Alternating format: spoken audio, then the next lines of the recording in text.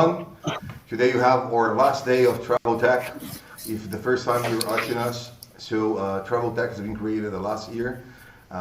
We expect to be the biggest event worldwide concerning knowledge created. And this year we're going to have 4 events. We start this year with Travel Tech US and Canada. The next one will be in May, Brazil and Portugal in Portuguese. In July we're going to have APAC. On September we're going to have LATAM and Spain on Spanish. And we will finish the year with EMEA.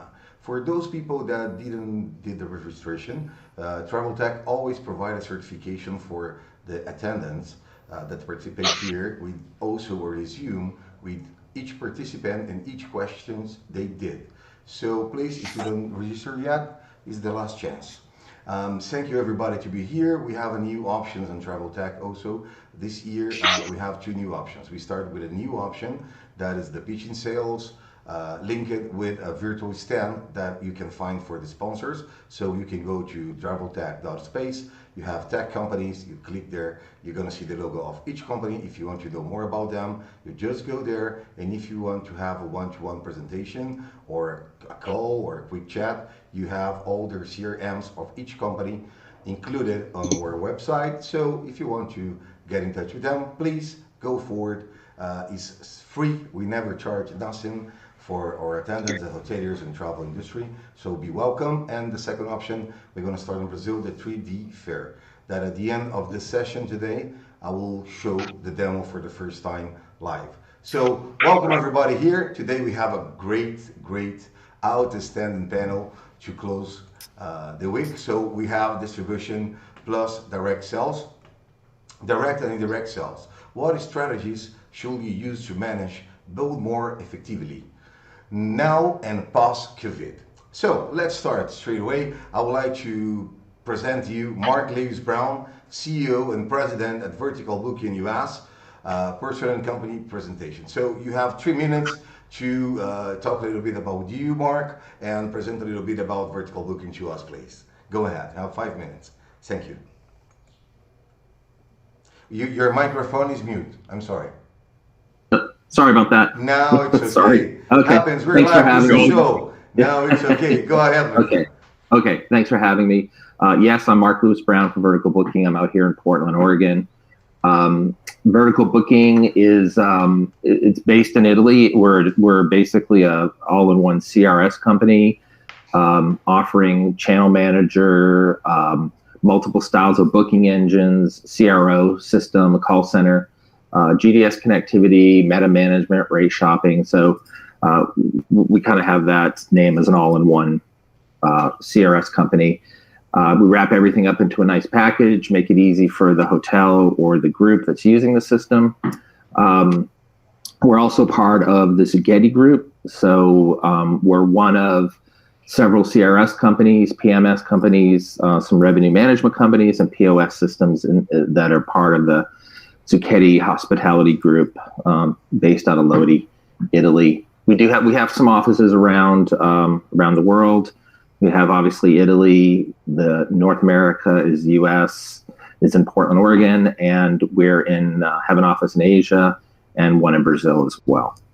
So thanks for having me. I look forward to today's gathering, and thank you. Thank you so much, Mark. Welcome to Travel Tech. Let's go with Juanjo Rodrigues. Vinicius, You're mute, Vinny. Oh. It's past. That things that happens, we're like, now it's my time.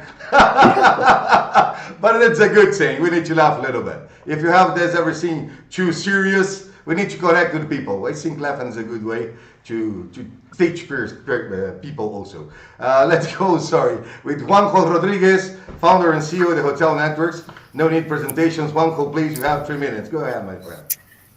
Thank you. So I'm Juan. I'm the founder of the Hotels Network, and we are a technology company offering products to hotel brands to grow their direct channel. So our specialty is full on the direct channel, and we offer basically 2 platforms: a benchmarking one, where a hotel brand can compare all of the key metrics in the direct channel, and then a personalization one, where you can act on any learnings and personalize the website, the booking experience across website booking engine in order to increase conversion and raise ADR. We are quite a global company. I'm based in Barcelona, in Spain, but our team is in 15 different countries around the world. And we work with about 7,000 hotels of all types in the different countries.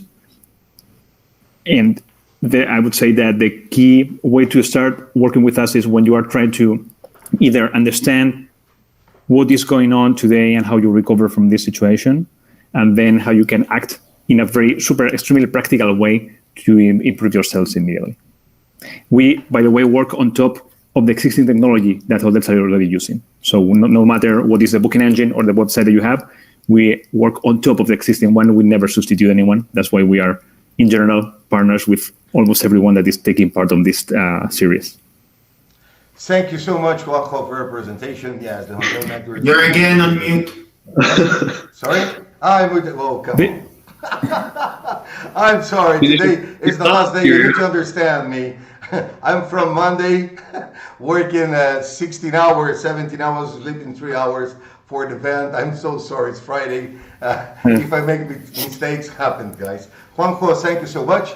Hotel Networks, of course, is in the top companies in the world, and that is connected with most of the booking engines all over the world. We know that. You are connected with us also. So we are partners, but maybe you don't know. You have too many. So that's great. Let's go to the second person here today. It's Piotr Olesiński, CCO of YieldPlanet, and a major company on distribution. So Piotr, please, you have 3 minutes to present yourself and YieldPlanet. Welcome. Thank you, Vinicius, for organizing all of this, for having me and us as YieldPlanet all together. A couple of words about YieldPlanet. We are a hotel technology provider, as probably the other guests as well. But we are specialized in distribution and revenue management. So we have 3 offices in Warsaw. That's our home country, where we are from Poland. We have one in Barcelona and also in Lucerne. And from those offices, we do serve almost 5,000 clients on Channel Manager, and also including a number of them in the North America as well.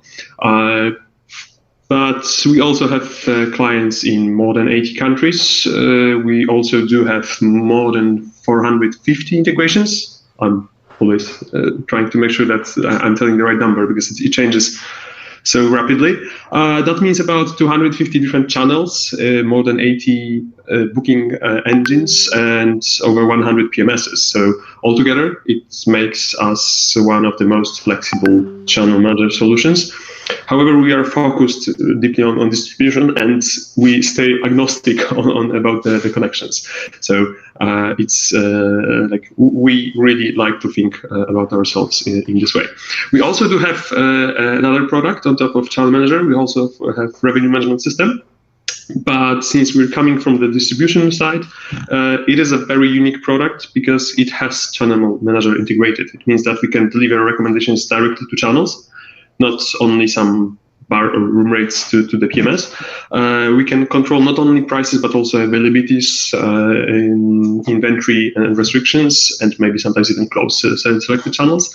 And basically, we also can react real time to every single demand notification we can get either from the PMS or from the market. So we don't rely on any historical data or any scheduled reports. That's why this product is really unique. And yeah, I used to be a product manager of that revenue management system, but I moved a little bit more to the commercial side. Maybe not to leave the technical side, but actually to combine all of this, to be able to discuss both the commercial and technical aspects with our partners and our clients. Basically, because I really love hospitality, which I joined by kind of an accident, but about 5 years ago. To be in this industry, you need to love it. If you don't love this industry, it's impossible to work with it. It's so beautiful and so tricky at the same time. This industry provides us so much of energy and sometimes stress, but sometimes good adrenaline. So I love. And a huge potential. Yes, correct. So Thank you, Piotr, for your presentation. Let's go with Darrah from VP of North America for Amadeus, another company that need presentation. I'm very happy today we're closing the biggest companies for distribution all over the world, sir. Awesome. Thank you to have you here. Go ahead, Will. Great, thank you. So as mentioned, my name is Will Darrah. I'm the Vice President of Amadeus Hospitality in North America. My responsibility is I oversee all of the TravelClick legacy products, which fall into the following categories: our media solutions products, website design, reservation services, our CRM products, as well as our business intelligence solutions. So all of those are under my purview across North America. For those of you who may not be as familiar with who Amadeus is, so Amadeus is the largest hospitality technology company in the world. We're also the 9th largest software company in the world. Our market cap is $28 billion, which is about 5 times the size of our largest competitor. And our focus has really been in the airline space for many years, going back to 1987. And so we were actually formed by the airline companies for the airline ticketing software, or also known as the GDS. But from 1987 till today, so about 35 years in business, over 51% of the airline tickets globally are sold through Amadeus's technology. In addition to baggage handling software, et cetera, on the airline side. On the hospitality side, it is fairly new. We have formed a conglomerate of a couple different companies. We own a property management system. We own New Market International, which is our sales and catering software, also known as Delphi, and Hot Sauce, which is a service optimization tool, and then the TravelClick legacy products. So our mission and goal is to really bring together a full enterprise stack or a suite of solutions to which a hotelier can have, one enterprise platform for an independent hotel. We obviously also support branded properties, both on the data intelligence side as well as GDS advertising side. And so really our products suit, all different customer needs. Happy to be here. Thanks for having me. Thank you, Will. Thank you very much for your presentation. And now let's go to a friend of mine, Alejandro Gomez Losada Rosso, an excellent expert in travel industry, and that is launching on travel tech. Amelia.Travel, one of the big revolutions for B2B reservations and B2C at the same time. So Alejandro, please, you'll be explaining better your company than myself. Welcome here. He's the CEO and co-founder of the company. Welcome. Thanks to be here. Thanks, Vini, and very humbled to be amongst this group of professionals. My name is Alex Gomez. As you said, I'm the co-founder and the CEO of Amelia. What is Amelia? So we are a product and technology company that's building the first circular economy pass and travel, right? So what we want to do is really create this first of its kind travel marketplace where we advocate for sustainability, for simplicity, for transparency. We are really reshaping the industry from the top of the funnel, and we want to revolutionize the customer journey. That's our mission. We've launched the product yesterday at the pitching with Travel Tech, so we're super proud. And really, that's what we see. That's what we're dreaming for the future, let's just say. So Amelia is basically the embodiment of our dreams and what we want to see travel be again, which is be human. Thank you very much, Alejandro. We from Travel Tech, we are really happy. We have this week a few presentations for the first time for hoteliers and for the public here in Travel Tech. The first one was Expedia that launched publicly the ReviewMax. They built for their customers with a complete solution. So they did that on the first hand on Travel Tech. Then we have the hotel networks that also, thank you, Juanjo, and thank you for VP that was yesterday presenting and launching on the first hand the new platform that the hotel networks were for free, so offer for free for hoteliers to come on board. And we have also Alejandro presenting, and we have a few others, but it's too much information. Sometimes after 1 week, guys, believe me, you get tired, and I have a good brain, believe me. But at the end of the week, remember everything. Please don't do that with me. If not, you're gonna kill me. So for everybody that is listening to us, please don't forget that you can set your questions in the platform and on your YouTube transmission also. Why? Because Travel Tech is the unique place where you can have what I will say. You have the founder and CEO of the hotel networks. You have the VP of Amadeus. You have the CCO of YieldPlanet. You have the president of Virtual Booking. You have the CEO of Amelia. So normally you don't have the opportunity to make questions every day to them. So if you have questions after the first round of questions, write down. I will ask them, and they will need to answer. Nobody here can excuse and go say, I'm sorry, I don't remember. No, we need to answer. And then we're going to have the second round of questions. And the second round of the questions, and you also will have such possibility. So enjoy, welcome to the show, and let's spread knowledge for our trade together on those very difficult times. Here in Brazil, I'm based in São Paulo right now because I'm stuck here for 1 year and 1 month. And we have a very bad situation here. We're having more than 2,300 deaths per day. So we broke all the statisticals. They're closing everything here, and I hate political things. But in the moment that we leave, maybe Travel Tech is not for this, but I need to give a little message. Take the vaccine if you have the opportunity. If your country is doing that, go and do it. This will help us and come back to our normal lives, to come back. A lot of things will change, but to make economy come back again is a very bad moment for a lot of people. And also Travel Tech want to help on that. So let's go and let's start. I'm so sorry about this. It's something that we need to use this as also to show. It's a very bad moment in the entire world. So we are here to stick together. Everybody here can be competitor, but at the end we are colleagues. So Travel Tech don't have competitors here. Here we have colleagues. There is a big difference if you go to other parts when you pitch, when you do things. Here today we're gonna learn all of them. So all of us at the same time. So let's start the first round of questions. Guys, and the first one goes to Juanjo Rodrigues, founder and CEO at Hotel Networks. Juanjo, the pandemic has completely shifted the visitors' booking patterns. What actions can be taken or tools used to adapt this new behavior? I will repeat the question. Mm-hmm. The pandemic has completely shifted the visitors' booking patterns. What actions can be taken or tools used to adapt to this new behavior? It's all yours. Sorry for my pronunciation. I need to take one. Sorry. Yeah. So let me question a little bit the premise that the pandemic has changed completely the booking patterns. I think we don't know that yet because we are still in the pandemic. So who knows what happens when we get out of it. What I would say is that it has made the current patterns very unpredictable.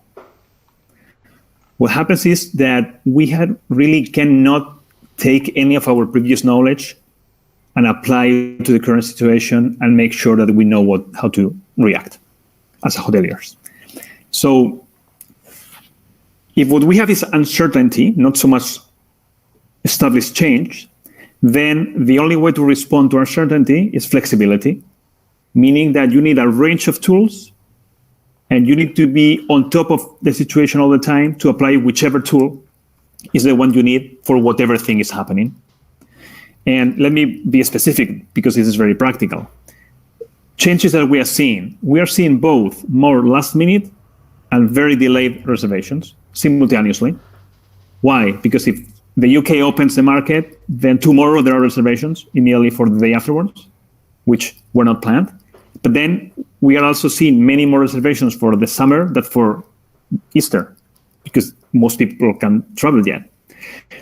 So it's really hard to get a guideline of this is where the world is now. I think we are in flux yet. So again, the answer is flexibility. And then what do I mean by that? You need the ability to respond as quick as possible to whatever happens. Let me talk from our perspective. Since we offer this personalization suite of tools, what our clients have been doing with it is to react in real time to the situation in the different markets. So if your market is opening, then you react really quickly by doing something, either by communicating, opening or close, by updating COVID measures, by promoting a specific dates in which you know already that things can be opened. So instead of having a generic strategy that applies to everything, you have to be much more tactical and you use the specific things that matter in every one of the steps. By definition, it's impossible to give a recommendation to every hotelier because the local markets are so different. If you are in Spain, UK, or the US, it's completely different today. So the answer has to be generic, has to be an approach to it more than one single action to solve it. That would be the first element for flexibility, and therefore having the tools to be able to apply that flexibility. Because if it takes you 2 weeks to react to news, then there will be some other news. And I'm sure that many of my colleagues here think they are along the same lines, that whatever technology you are using has to be something that reacts in real time. And you don't go through third parties or through agencies externally or something that you don't control, because then it would take forever. Our core idea from the beginning as a company was to offer this quick response ability to hoteliers. That's why our product was more used than ever when the pandemic started, because reacting and communicating in real time is one of the things that we offer. Then the other area, as Vinicius, you were saying, we just launched this new benchmarking platform. So the idea of understanding where you are is the key one too. If there's a big change now, is that the trends don't matter. Your sales last year, no one cares about them because they're a zero predictor of whatever's going to happen this year. Therefore, what you have to be able to do is to look at what is happening in real time for others so that you can learn what is going to happen to you. So if you can benchmark and see, okay, this market is opening, either outbound. So for example, let's say UK has a plan and then everyone is starting to go, where are they going? Or the hotels in my market, are they already picking up demand or not? Should they be worried or not? In normal times, you know exactly what good means.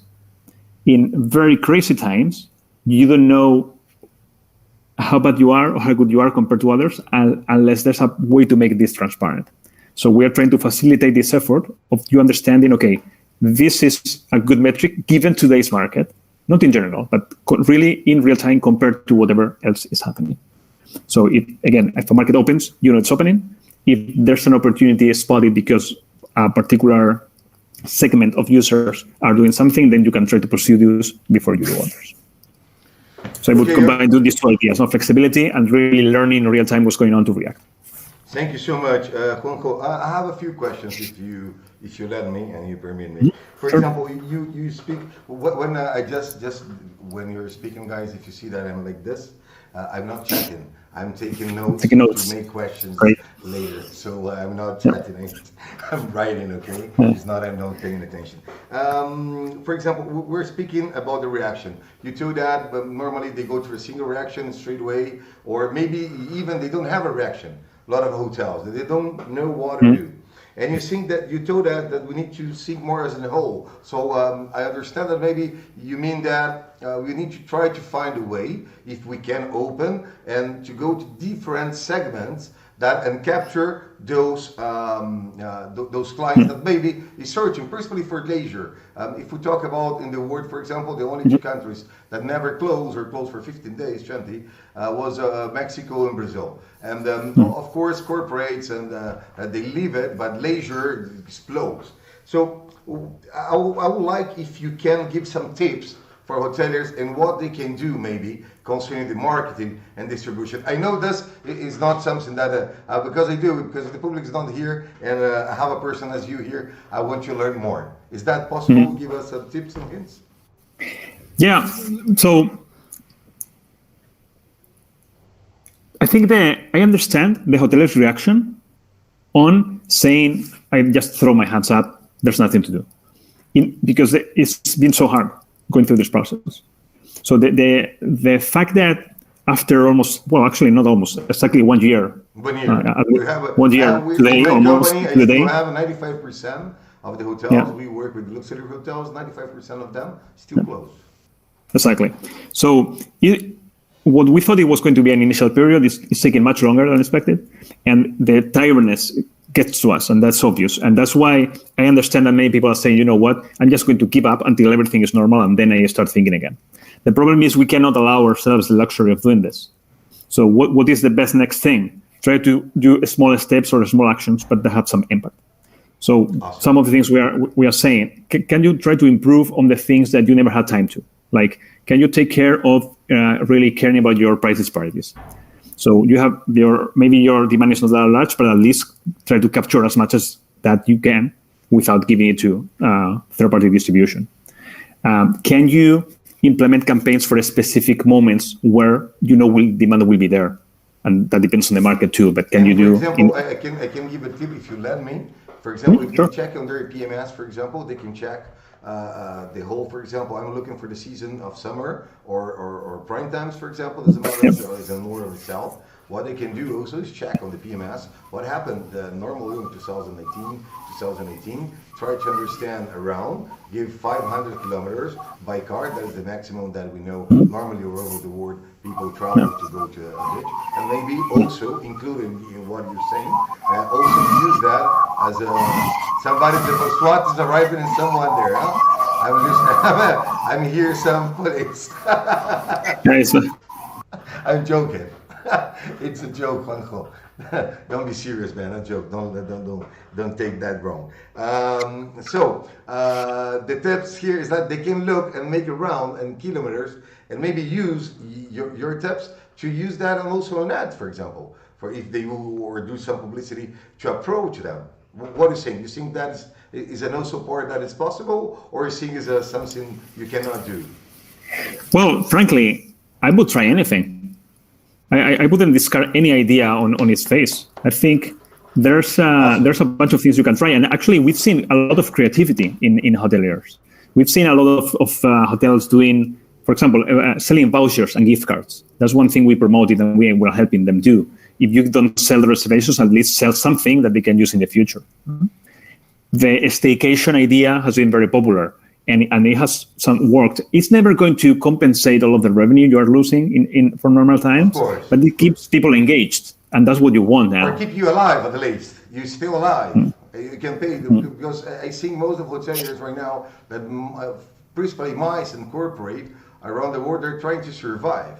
At the end, maybe leisure depends on each area. We have leisure that they're really stuck, but we have other part of the world that leisure is blowing up for those that can be open. But right now they're chasing this. Juanjo, thank you very much. If somebody else wants to add something, please, you have the time. We don't have pitching today. If we pass a little bit of the time, we'll be okay from my side. But just if nobody wants to add nothing, it's okay. I move to the second question then.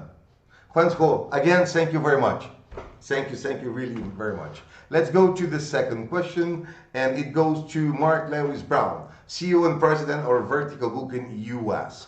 Mark, how can CRS companies assist hotels in managing their current book of business and help prepare for recovery? I will do the question again. How can CRS companies assist hotels in managing their current book of business and help prepare for recovery? So go ahead.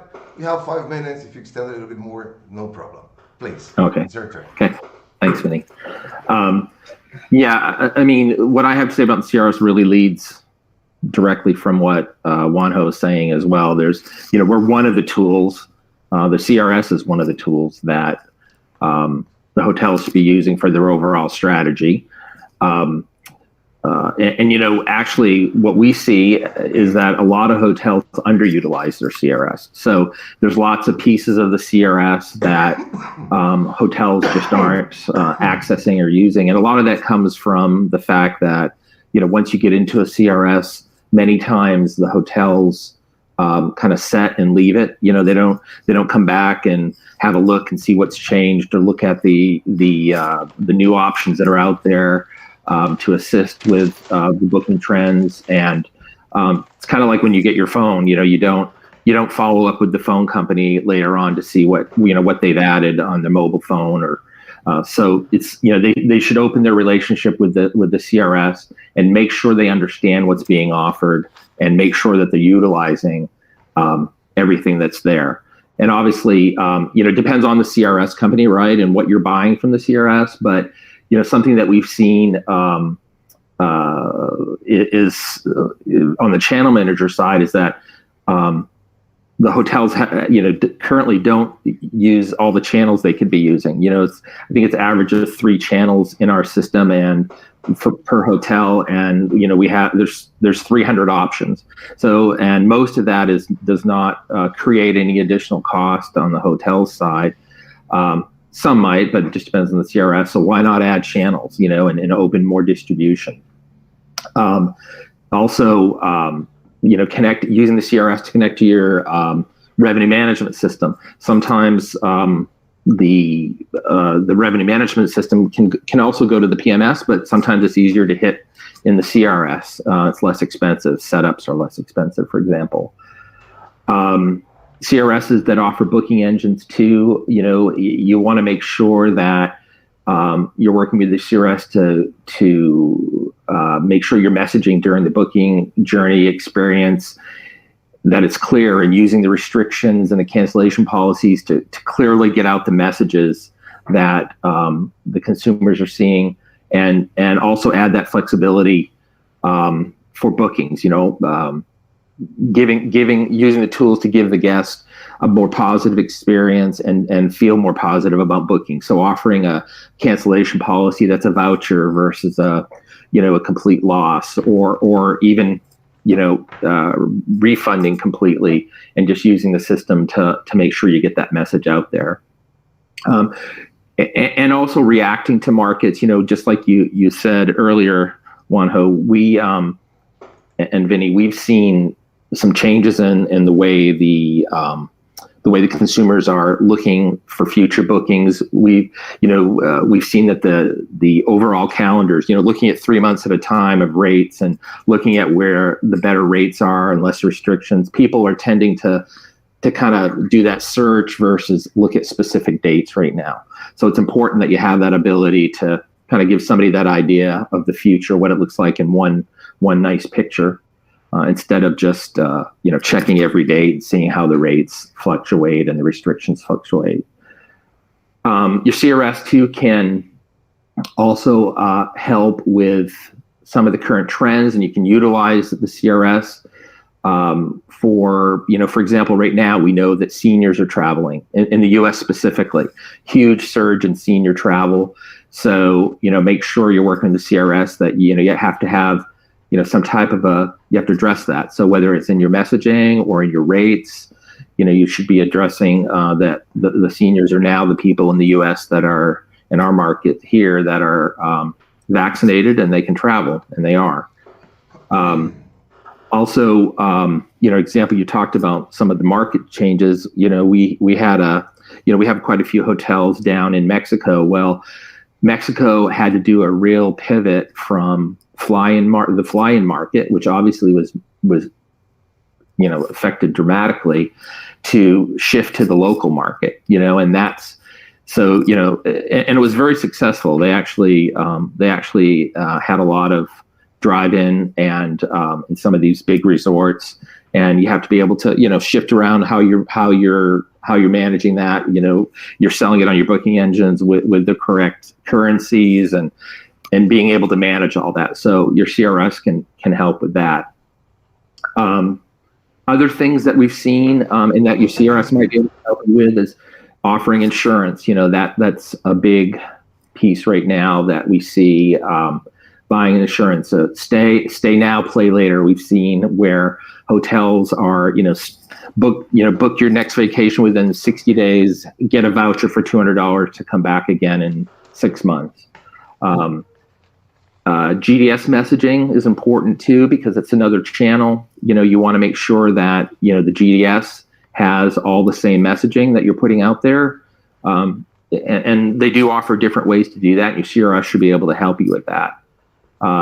There's loyalty. Obviously there's multiple loyalty programs. Right now they're hard. They're a little bit. They're harder to use because of the way the market's shifted a bit.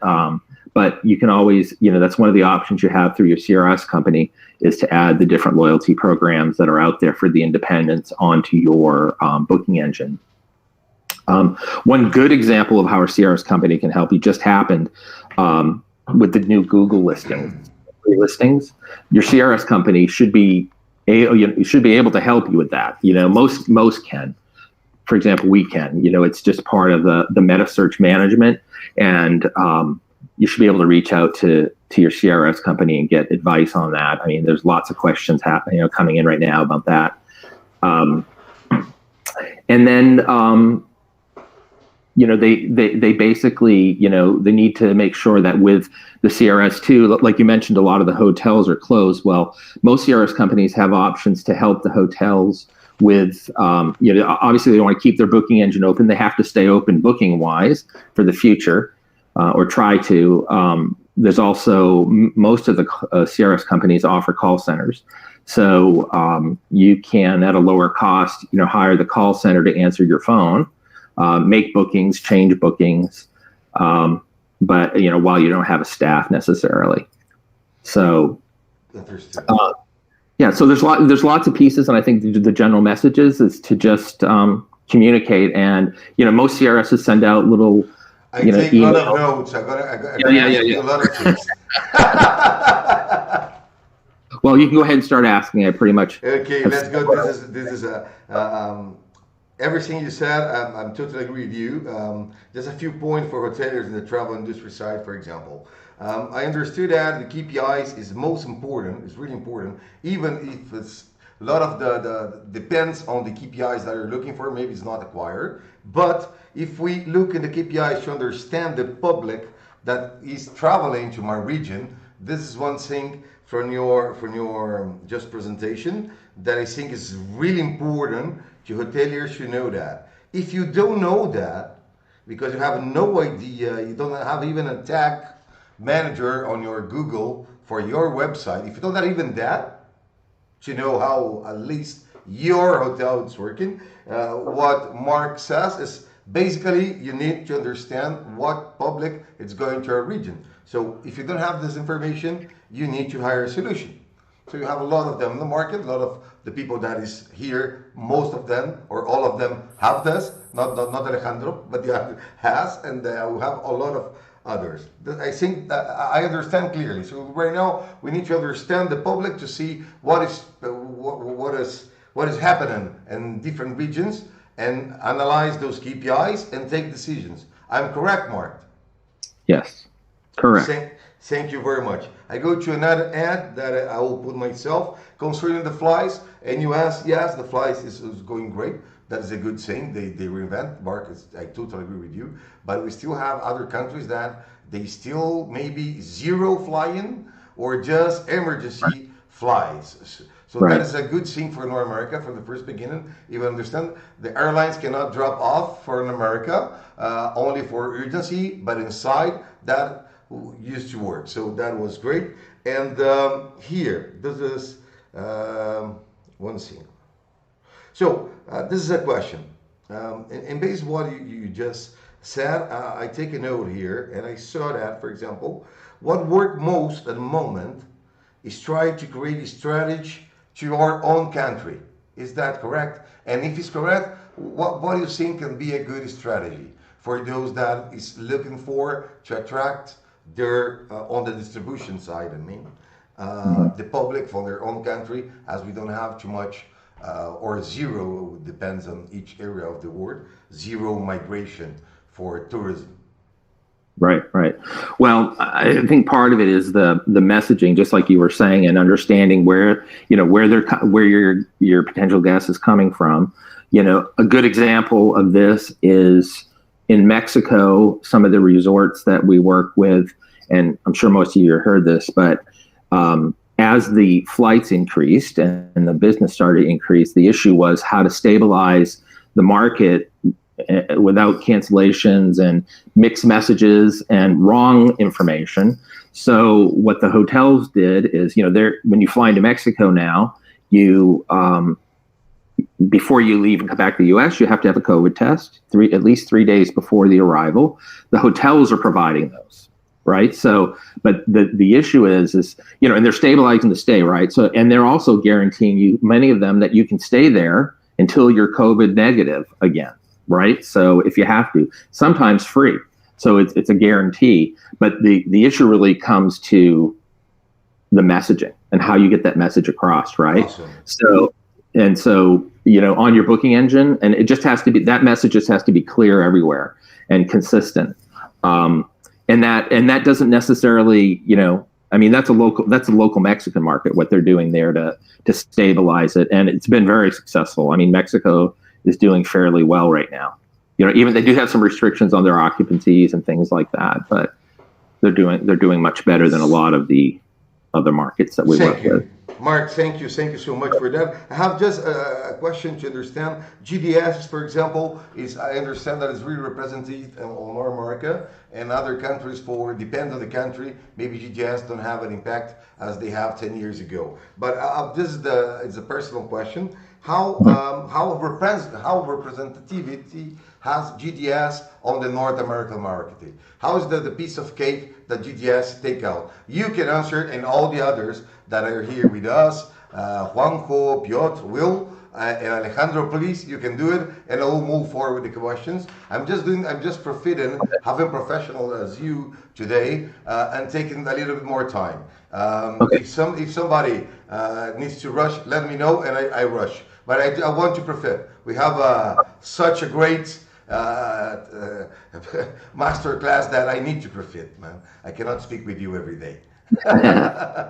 Well, I can answer that. I mean, the GDS is obviously a part of the distribution that needs to be utilized, whether it's corporate or leisure. And we're seeing leisure now, just like everything else, the leisure business in the GDS is increasing. So there are a lot of hotels, had this conception that they didn't have to be in the GDS, specifically if they're leisure, but now it's more important than ever, because just like everybody else, the travel agencies and all the distribution points from the GDS have shifted, and they're shifting, right? So everybody's shifting to do what they need to do.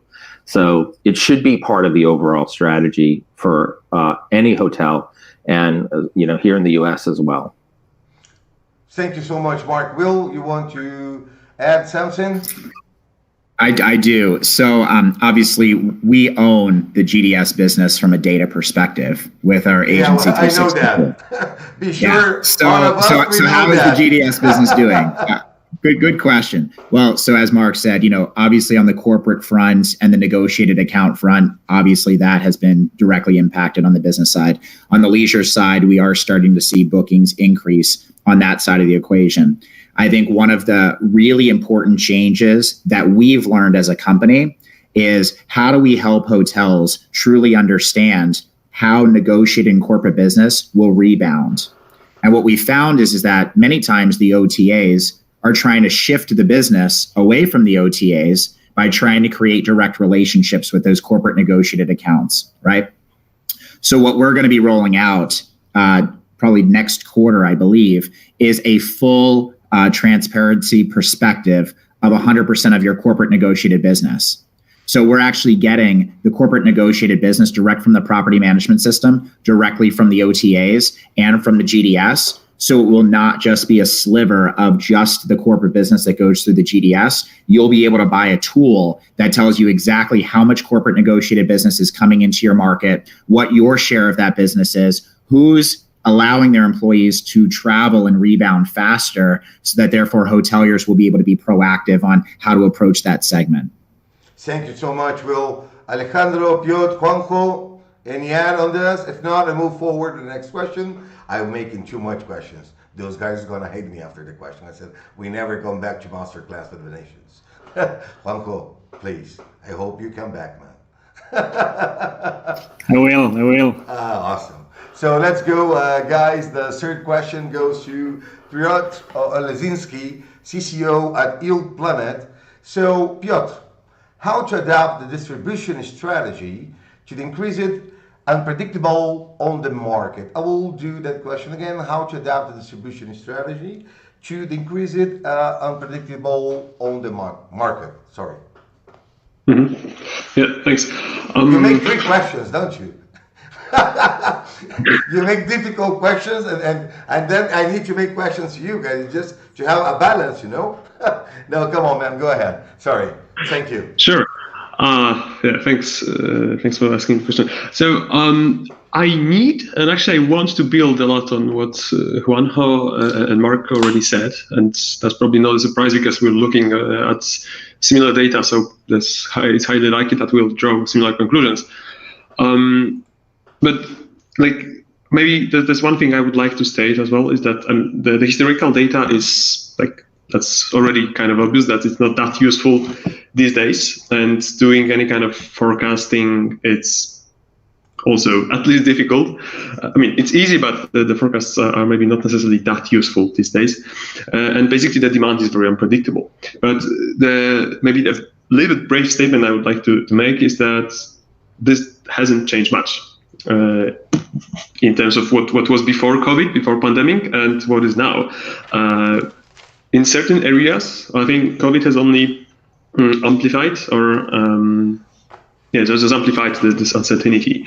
But still, it's on one hand, it's not that old solutions will work in new conditions, but also it's just a good time to rethink if there's such a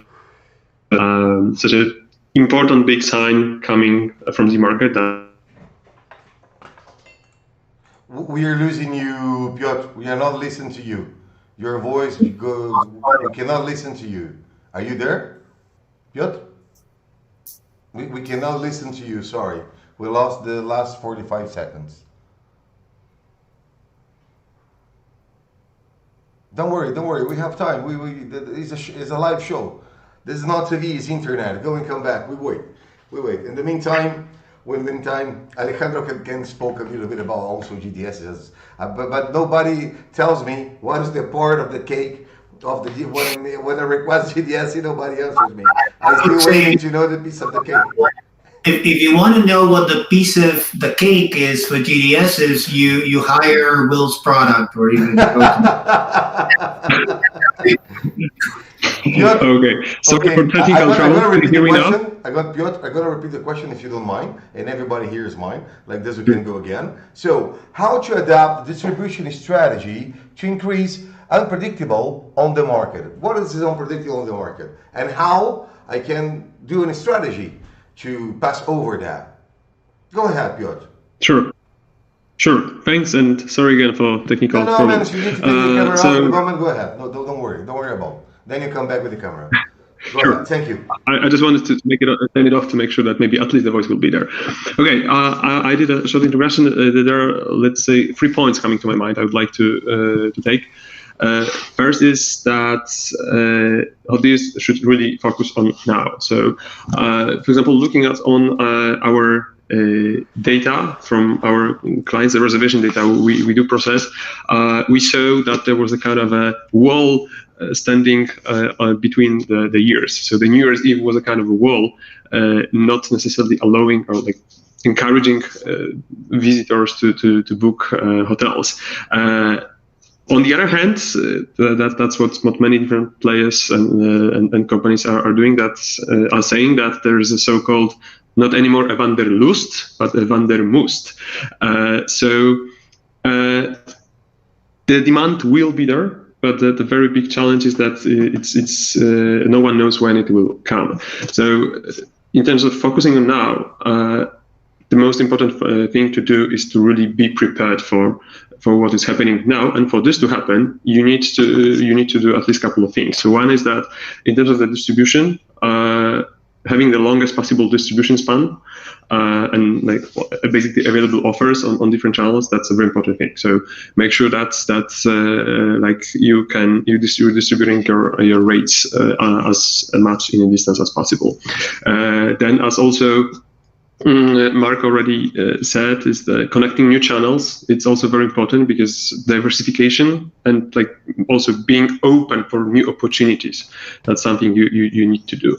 And last point in this bigger point focusing on now is that the forward-looking data, for example, some market intelligence data, and also pickups are currently very, very important. So you need to be able to spot them as soon as possible and react as soon as possible, because as probably that was Mark or Juanjo already said, that there's no such a thing like a luxury of analyzing data slowly and reacting this after a couple of days.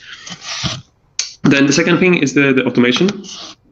Coming exactly out of the previous point is that, especially with the limited human resources and also shorter booking window, there's less and less time to react. So on one hand, you really need to automate whatever is possible. So any repetitive manual processes like reservation import, yes, that's right. There are still some hotels doing this manually. So this should be automatized, because like if we will be focused on those things, you won't be able to see the demand bouncing back. As well, price changes. That's something which can and should be automated. And since you need to also react now to way more information than before, it's also very important to try to automate this process of analyzing the data. And the third thing, the last but not least, is the elasticity, I would say, or the flexibility. But from a couple of different angles, perspectives. One is that about the offer. So, for example, what some of our clients are doing in Poland, etc., in Europe especially, is that they're coming up with something that they like to call a very elastic offer. So they're very open with the communication again, especially on the website, that their rates are really flexible. So even if there will be some restrictions that the people are not able to come, they can still hold the reservation. They can easily rebook that. So being very elastic in this just helps to attract people still to make the booking, and also keep them at the hotel. Maybe just come later.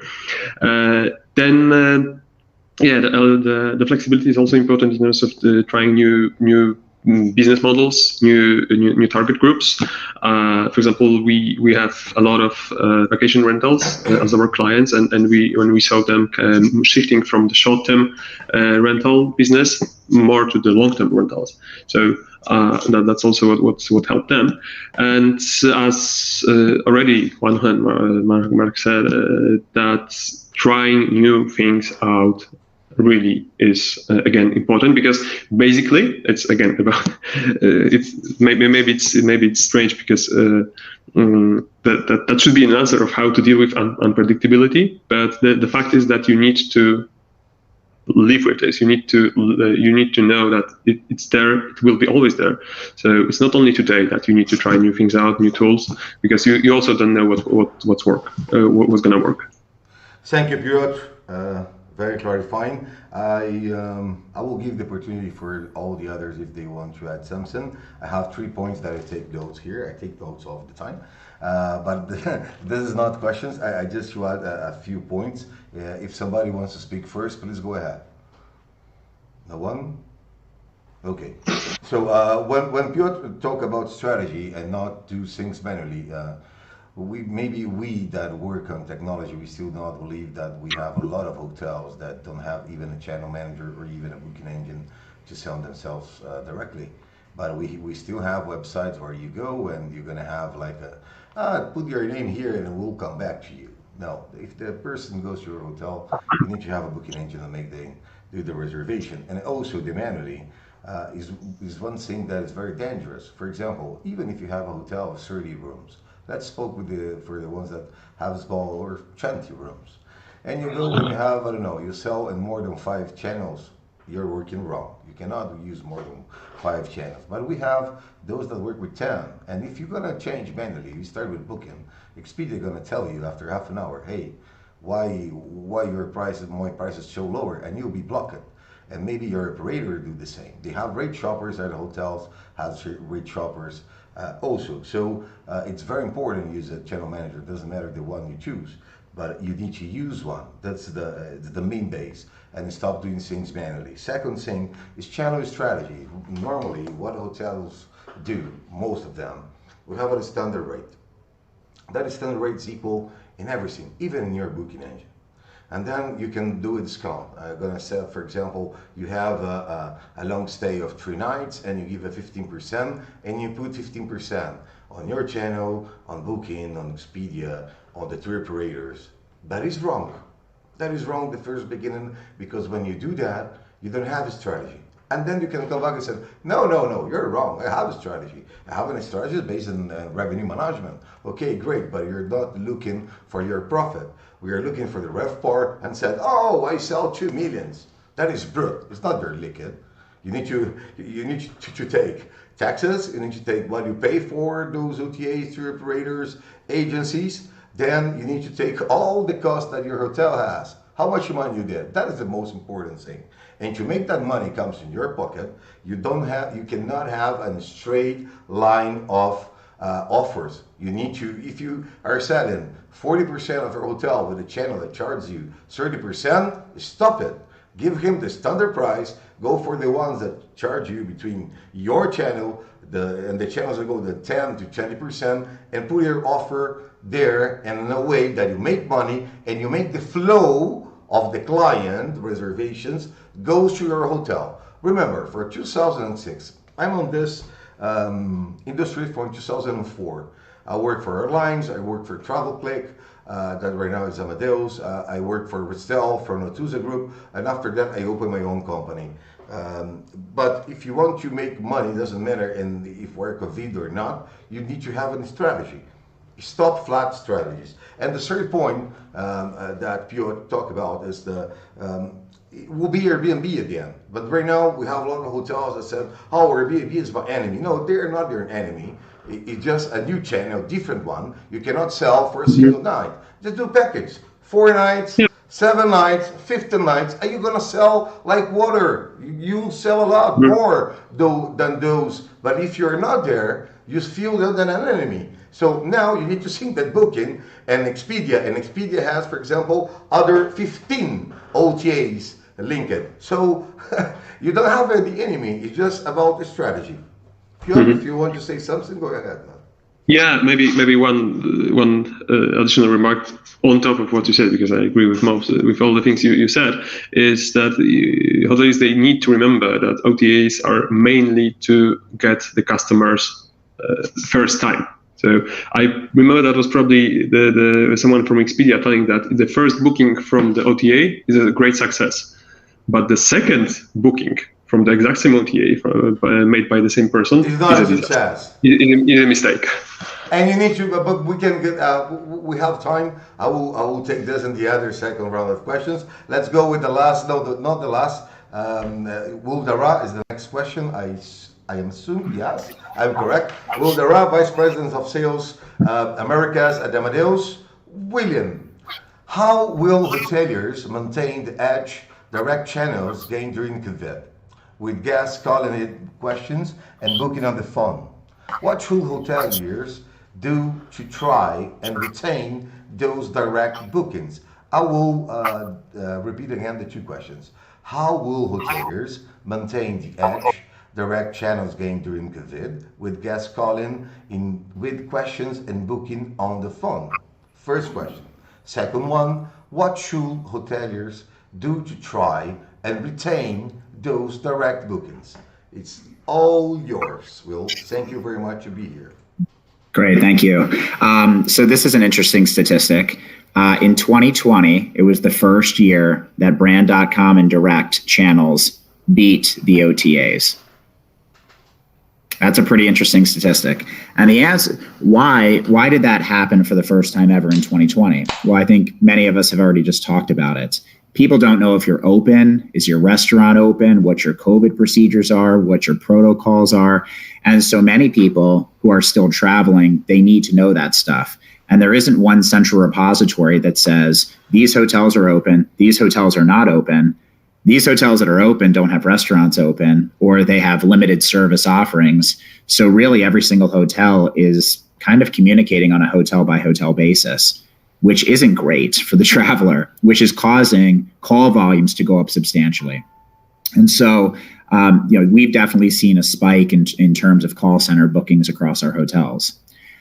The other piece that we've seen sort of a surge is this whole theme around guest communications, right? So the CRM tool that we have, or CRM tools that are out there, how are you interacting with your guests? How are you sending out guest communications to them, letting them know that you're open, you're closed, what's available, just so that you don't have a fragmented experience of somebody who's maybe stayed with you in the past, and then you're not going to be able to deliver on that same experience in the future. I've traveled during COVID. I've gone to Mexico twice. I've gone to Boston. I'm in Philadelphia now. I live in Arizona. I actually haven't stopped traveling. I'm really jealous. I haven't stopped traveling. I moved from home for 1 year and I have 2 kids. My wife is the CEO of the other company, and the 2 kids that turned me crazy for 1 year. I love my family, but I need to travel. I need to go back to work. Don't go there. Said we'll finish. Don't go there. If not, you're going to get an angry call after. Yeah, just listen to me. No, yeah. But here's what I will say. During my interactions in travel, what I've noticed, even staying at some of the top brands like a Marriott hotel in Boston, is that we've reduced the product offerings. The bar is not open on the pool deck. Oh, you can't even use the pool, but yet we're trying to charge the same rate. Right. So we're holding our rates, we're reducing all the product offerings, and now the customers are having an unfortunate experience, which is what I had. And I said, hey, you guys haven't told me that. You had an opportunity to email me or put it on your website or put it on your GDS communications or OTA. So now when people travel, guest communications and how you're interacting with the guest is more popular than ever. So the question around how do you keep people booking direct, right? I mean, I think Piotr said it earlier as, the OTA booking is the first time cost of acquisition in that booking. But then once they're in your system, how are you able to, communicate with them, interact with them, and get them to come back to your site?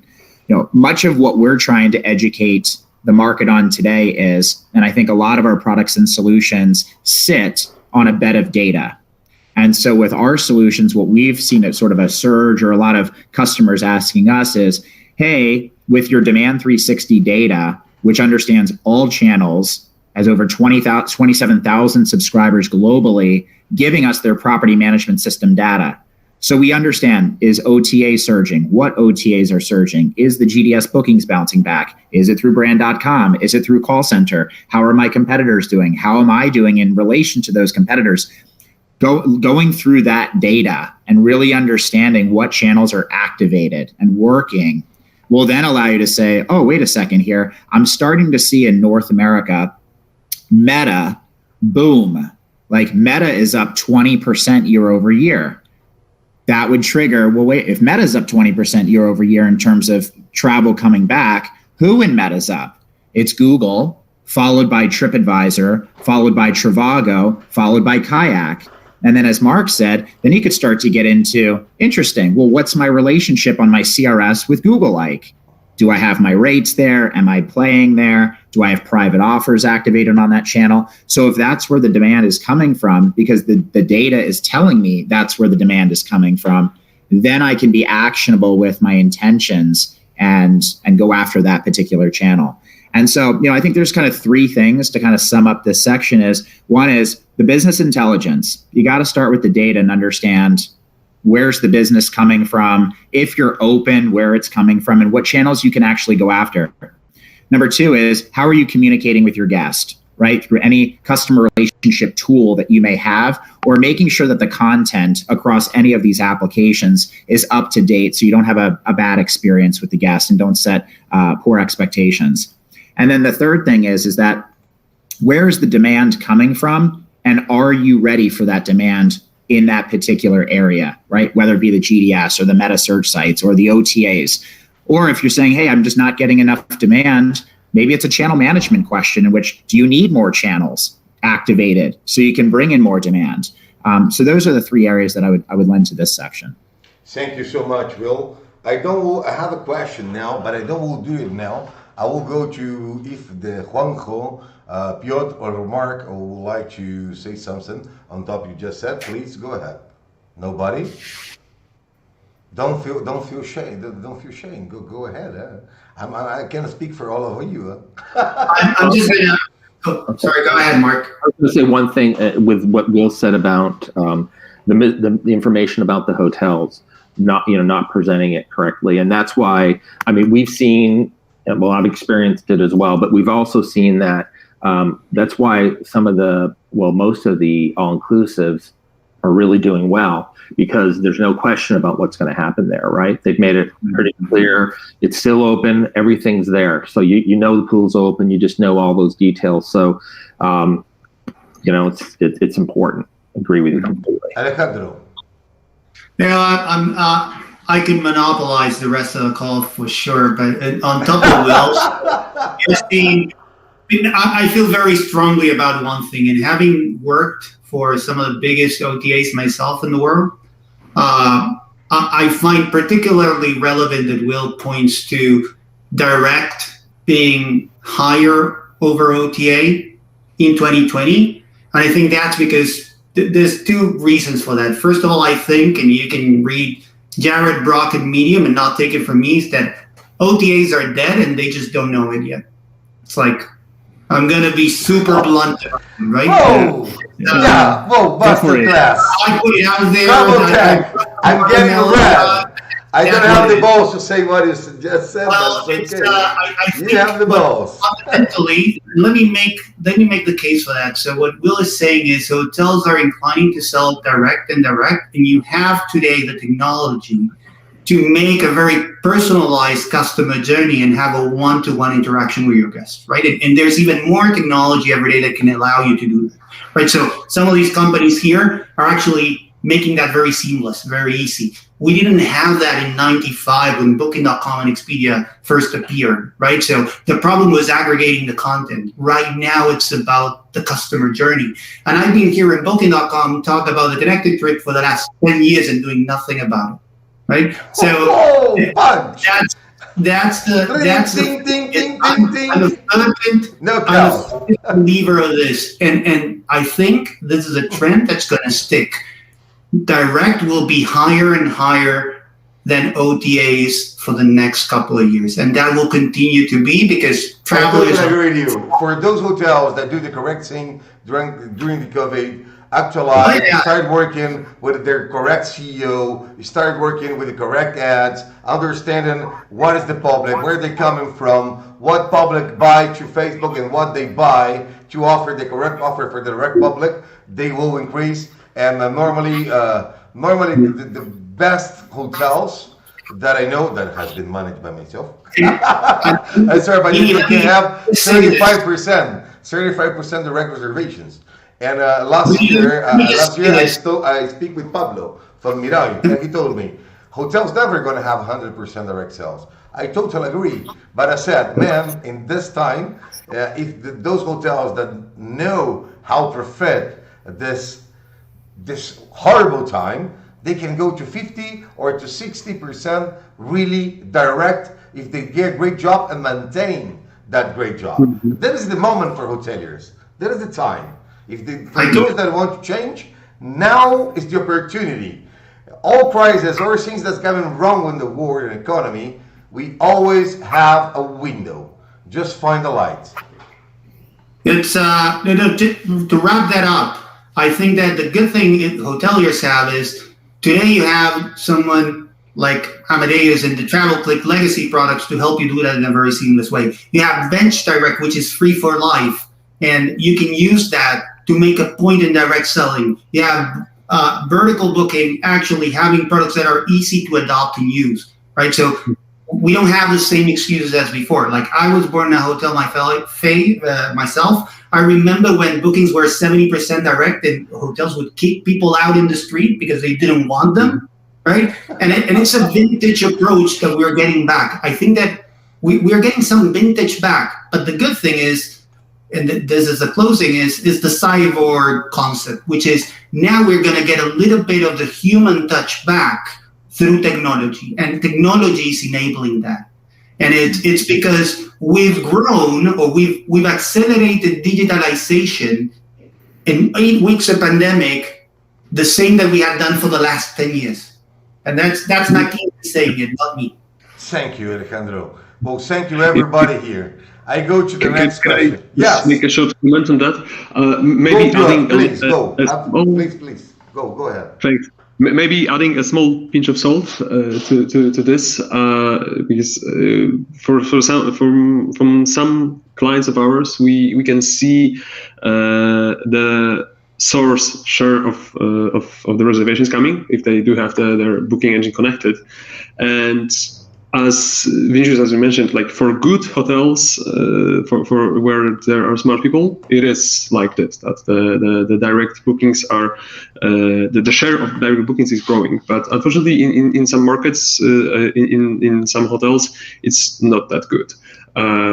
I would say that, especially given the move that Booking.com did 1 year ago, changing the policy of reservations, that built a lot of trust in them. So, as you guys also pointed out, I mean, now is the time to really act, because that's the moment to build this direct bookings share. But you really need to act on this.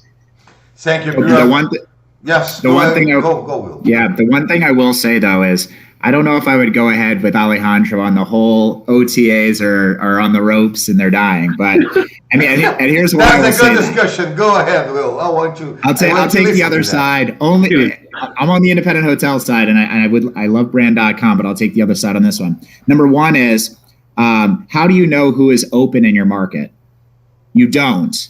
So most people will turn to the Expedias and the Bookings to find out who is even open in this particular market, to have a singular place to be able to shop the rates, et cetera, et cetera. Mm-hmm. Number two if you're is thinking about traveling, that's also the good place to do so. Exactly, because you're just trying to figure out who's open in the market. The second one is obviously the TripAdvisor Plus, which is now trying to morph their demand model yet again, is trying to come up with a membership That fee, question, right? Will, is taken here. It's Google plus TripAdvisor that I will do at the end of this first round, because I want to put all of you at the wall. What happened with Google and how this affect TripAdvisor is changing their model, and how that will affect OTA. I have this question noted. We'll table that one. And my last point, which was just something that I was at a conference in Las Vegas probably a year or 2 years ago now, and I realized how much the OTAs make on tour operators. 50%. So when you think about a hotel that says to Mark or Isaac, oh, I don't want to pay $5 per booking or $6 per booking. In Hawaii, when the helicopter tour is $300, Expedia makes $150 a booking. Whoa! Now, if you compare that to a 20% or 15% on a $200 night times 3 nights, they're making $60 on a hotel booking and $150 on a helicopter booking. And so therefore, the OTAs will eventually bundle their wholesaler partners that they're gobbling up right now locally and the hotels, and us as hotels will say, oh, great. How do we compete with that bundled approach versus we're a hotel direct offering? It will be interesting in the future, but the OTAs have room to move in a number of different angles to continue to evolve this price and product offering. Thank you so much, Will. Go, Juanjo. Can I, one quick point here. I'm really doubtful about the idea that packaging is a solution to anything. Why? Because it's very everybody's broken glasses today here. Love this master class. Go ahead, Juanjo. So I thought the spirit was to be a bit Thank of you, Alejandro. Yeah. So in the spirit of a bit of a provocateur, no? So I'm not. Let me share my experience, not only from travel, but from my previous experience in other industries. It's I think end users, so in this case travelers, actually prefer to buy things from different providers. Every industry in which I've seen that has gone for the one-stop shop approach, it never works. So we are in the era of best in class, not one-stop shop. And therefore, packaging things to remove complexity is not what people want. People want something special, not a package. Correct. So it's not the technique is bad on itself. It's that the technique doesn't solve the problem. But we cannot create a package to be the way you want to present them as an experience. But then anyone can do that. Yeah. Because in an API world, why? On an API world, the OTA doesn't have any advantage. Yeah, but the hotel has an advantage. Let me add something very quickly to that, and to Will's point as well. So, I was in a package inclined OTA myself, right, for a number of years. And the thing is, in a pre-COVID world, with the unit economics that you had, keeping a 50% take rate on an experience was super doable. I think that post-COVID, that will be severely challenged. And there's a very good opportunity for small companies, and I'm not talking about particularly about Amelia, but about other companies to really solve the problem, which is top of funnel, really give experiences and create more of a marketplace solution and create more circular revenue rather than one big player keeping 50-60% take rates, because some companies will not be able to sustain that, right? So they will just disappear because they're gonna go broke. Right, so I think the problem is that intermediation so far has been unchallenged. Right, take rates have never been discussed. Booking, in my own personal experience, started with a 10-12%. Now they're charging 20-25-ish, right? And that's not sustainable in any kind of in any scenario that we look at. That's not sustainable anymore.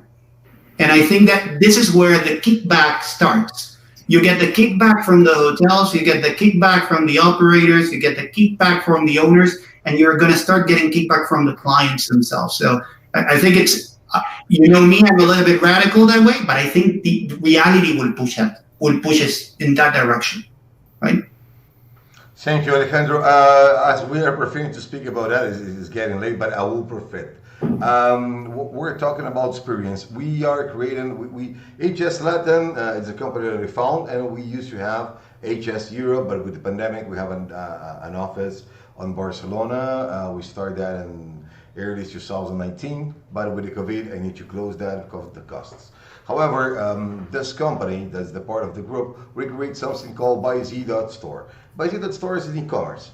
They can use it any kind of company. I'm not doing a spoiler right now. I will get right to the point for you to understand, to be very clear. Now, believe me, I don't do that. I don't do spoilers. I don't like it. But what we create with our e-commerce is, for example, a lot of the other companies are doing. I don't know if they're doing the same or not. But for example, if they go to the hotel, they access, and in each room they have a QR code. When they're going to the swimming pool, they have a QR code. When they read that QR code, they have an e-commerce that open up, welcome to hotel XXX. I want you drinks, food, experience. When you click an experience, be in the hotel, with my tool, for example, you can buy directly with the guy that does scuba diving, that the guide will run you through the mountains to do some slide with a ski. Maybe offer as the API that is coming from Juanjo says is very difficult, but maybe I think we can have like Amelia who is sell an experience. On my point, don't be angry with me, but when the guide goes to the hotel and they can read and they can see on the hotel, the experience is even better because they already have an experience with Amelia. Or they buy the experience for a package for an API. But then they arrive and say, what I can do? I need to check with the receptionist that you can do. A lot of people pass here this week and said, no, let notes. You know how much time you cannot press. If you want to make notes to be very engaged psychologically with the guest, you need to write it by hand. If you just press that, it will correct. So with the platform like this, we can have, just not for me, for all the other companies, for the ones that are already doing this, and for the ones are not, do it. Create something for this, because it's the new future. At the end, we can sell on the destination. We are technological companies. It's very easy to provide a QR code to an e-commerce and tell to the person there, you want to eat, you want to drink something, you want to, I don't know, an experience, you want a tour. Hotels can be their own tour operators when the guest is there and make money up to that. That is a point that a lot of people don't think and don't see it. It's necessary that hotels see this, because you can make a lot of money on commission. Of course, if we're charging, I don't know, $100, you don't expect that, okay, you're gonna have $98 and $2 for the scuba diving guy. No, that will happen. You cannot provide $2 for the scuba diving guy. But I hope you understand my point. Okay, let's go to the last question for the first round. Alejandro Gomez Losada, CEO at Amelia. Why will clients buy from your post-COVID? What are their drivers? Top reasons, please. I'm going to repeat the questions. Why will clients buy from you post-COVID? And what are their drivers? The top reasons that will make those persons buy with you. Well, I think everyone is afraid of me talking now, but I know. Come on back. We're gonna fight. We're gonna fight, Chan, for your rights. Let's go. Two sisters. I'm a rock and roll fan. The thing is, what we are seeing is COVID has accelerated a lot of past behaviors, turning them to trends overnight, right? So I'm a fervent believer that what we are going to see post-COVID is much more value-driven, purpose-oriented purchases, right? So even in the US or other markets, we're already seeing that trend. I think that there's a fine line, and this is not me, you can see it at McKinsey as well when they do their annual report, which is basically we are looking at some things that will have this impact on people. First of all, there is an unavoidable rise of unemployment. So on travel alone, we lost about 140 million jobs last year. And we have to start from the point that 1 out of 10 jobs in the world is supported by travel, right? So that impacts your pocket, as simple as that. So I think that travelers have moved to domestic, as Mark and Will said, right? So the importance of you showing that you are traveler-centric and that you're security-driven for the traveler will be key. So communicating that, making that part of your message should be at the top of your priorities, right? Because that's why people are going to buy from you. And I think people are going to start buying more and more from companies that are purpose-driven, right? So even before COVID, we didn't have an example of that. So remember Greta crossing the Atlantic in a boat? Then that made airline bookings fall 20% overnight, right? So if we take that as a cue, COVID is Greta on steroids, basically, right? And I think that will have a lasting impact on customer behavior and customer top of mind. And the thing is that most of our, let's just say, intermediated distribution models in travel are not ready to cope with that. Really, they were just thought out to aggregate content and behave like travel supermarkets. And the thing is, if you look at a supermarket today, I'm thinking about you guys in the US, like Costco or Walmart, they have shifted into not being a supermarket because people don't want the hassle, don't want the problems, don't want the risks associated with the traditional or the prior supermarket experience, right? So I think there's going to be things that hotels will need to do as, first of all, completely or adopt digitalization as fast as possible, enhance the guest messaging from start, work from top of funnel, really focus on your direct sales strategies with clear messaging as to what's open, what's not, like Will couldn't enjoy the pool in Mexico. That's a bummer, right? We don't want that happening again. I think that we're gonna see in days what the travel industry couldn't do in 25 years, right? And whoever doesn't take that as basically part of their strategy is gonna go the way of the dodo, right? And I think the travelers, you have to think that travelers will start having maybe less disposable income for the next couple of years. So travel will not be a top priority. So if you do travel, frequency will be lower. Spend can be the same, a little bit higher if it's purpose driven, but if it's not, then all that disposable income will be targeted to some other kind of expenses, right? The focus will still be on health and hygiene. And again, they will favor companies that take care of them and that also have something which I think is super important, which is this vintage approach of recovering the human touch in travel. Like, we cannot go back to what happened in the early days of the pandemic, which was I bought something from a vendor, basically, and if I had an issue, I wanted to contact them, and there was nobody at the end of the phone, right? And that really exposed the current travel ecosystem. Either that, or you had two big brand names fighting between each other because they didn't want to own the responsibility of the traveler being stuck in an airport in Denmark, right?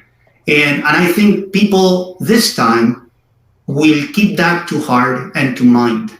They will remember that. And they're going to buy from people that they think will care about them first. And that, first and foremost, start really walking the path of hyper-personalization. Really, it's what's best for me. It's not what's best for the pricing algorithm on the front end of an OTA. It's what's best for Alejandro when Alejandro travels for work, or when Will is digital nomadizing his life between Phoenix and Philadelphia in Mexico, or Mark going to HQ in Italy, or Juanjo visiting his team in the US.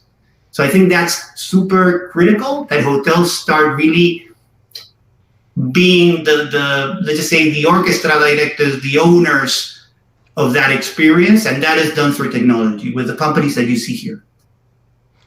Thank you so much, Alejandro, for all the insights. I don't do comments right now. We are I take too many time making questions, but we have a so great panel. I will profit it.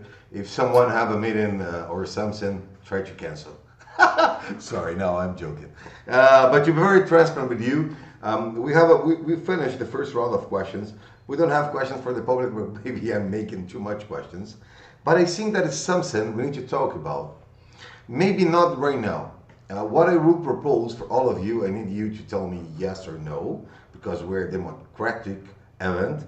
I go to each question that each of you have to respond, and I don't do any comments. We don't do any comments. And at the end, we expand the list 15 to 25 minutes speaking about what Google did 40 hours ago, what TripAdvisor did 24 hours ago, and how this you think will affect all the OTAs, all the marketing, all the Google ads. That announce broke or don't broke, that didn't broke. It's like, what was a big change. You think, if you agree, just make it okay, and I move forward. If you're not, everybody's okay. Alejandro, yes. Will, yes. Mark, yes. Juanjo, yes. And you, Piotr, yes? Yes, okay. As well. A little. Why, man? Come on. You want to say something? Go ahead. What happens? Why? You have no answer for that, so I go to the next question. Okay, let's go. Let's start with Juanjo Rodrigues, founder and CEO of the Hotel Networks. Dear Juanjo, based on your experience working with hoteliers worldwide, each areas have proven to be the most effective ones when aiming to grow direct bookings. I will repeat the question. Vinicius, I think we've covered this already, no? Because we've been talking about this quite a bit. Yes. I think we can move to the Google thing straight away if you want. I think everyone wants to discuss Google now. Yeah. Okay, everyone wants to discuss Google. Sure, everybody's okay to go there because it's going to take half an hour about talking about this. This is. Let me add one thing so the guys in the US can pitch in as well. But then the other piece of news that was released, 30 hours ago, was Kayak launching a soft brand for hotels in the US. That has no sense. I'm so sorry. Someone can explain that. That have no sense. Happy man, because Has no sense. Kayak has a brand, a soft brand, has no sense. I'd be happy to. Kayak South Beach. Okay, let's go. Let's go to the point. We forget all the other 4 questions. Juanjo, what you killed me. Juanjo, So the which is exactly the TripAdvisor one you're referring to? I'm gonna refer right now. Google 40 hours ago already launched that they will provide free ads for hotels through their platform. TripAdvisor already is working for the last 2 years. You can be part of TripAdvisor. They used to have 3 different scales to be part of them. And the smallest one in money was the hotel to be connected. After that, right now they will stop charging the hotel at all. They will start charging also the OTAs to be there. You can be connected, and they only will charge the client. So we have here 2 spectrums. One is Google. How this will affect all the meta search? 1 point. Second point. TripAdvisor, what they just did. Do you think that Trivago will do the same? And Kayak, soft brand of hotels, another Oyo that broke. 3 questions. We start with the first one. Who wants to start? Google. So for a quick comment about quick one about Google. So who knows what Google has in their plans, because Google is involved in every single piece of the travel space. So they never do something without seeing how that affects everything else. Correct. My guess is that this move is it has a very tiny impact on their own scheme, because it affects people who were not advertising. So they are giving something for free where they were not collecting any money. That's my guess. But what will happen with those guys that are paying, that already have money there? They never talk about that, for example. I'm a hotel, I already put $50,000, and I'm adding for the next 3 months. What happened to those guys? No, you can still pay. No one is saying you cannot pay. Yeah, what I'm saying is you may get it for free. Well, you can still pay for better placement. I mean, exactly. For me, one of the key. I'm not an expert in the traffic acquisition part, but from my previous or generic experience, what is really interesting is to understand if the traditional Google search and the hotel search is different or is the same thing. Exactly. Because in traditional Google search, the more you pay, the more you get, and that's obvious.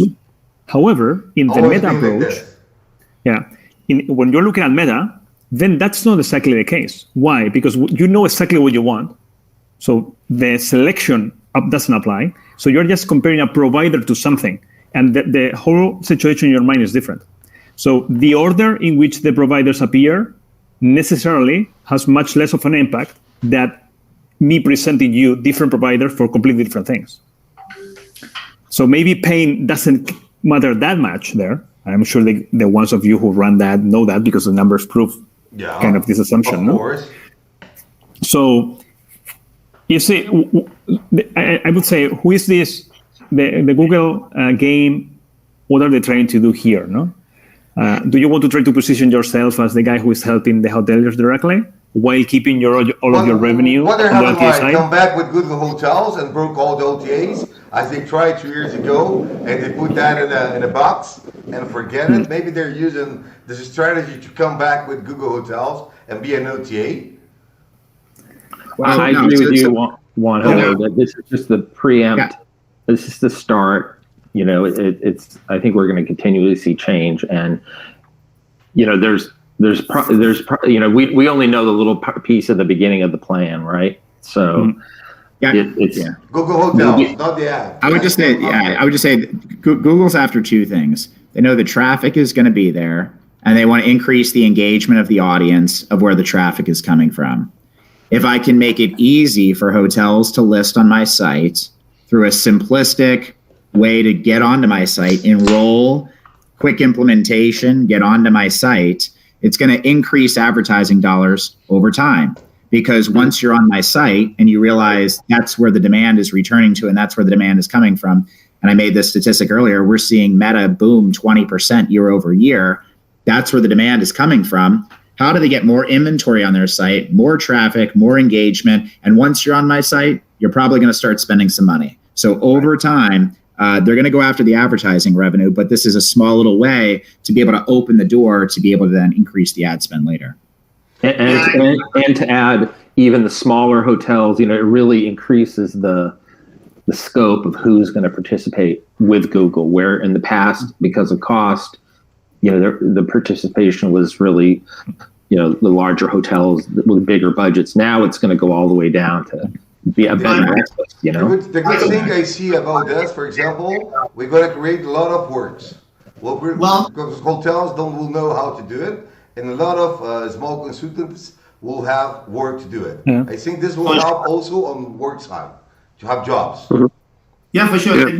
And Bini, it's important to mention one thing is first of all, you had the predominant OTA players saying 6 months ago that they were cutting their Google ad expense or Google marketing expense by 50%. So that's already a clue of where Google is coming from, right? So I'm not going to jeopardize all my business because these guys are not going to pay me anymore. So this is the first time that they actually have a reason to go against their, let's just say, traditional business model. So that's one. The other thing is I completely agree with Mark on adding inventory and putting it on long tail. So let's just say getting the long tail into Google.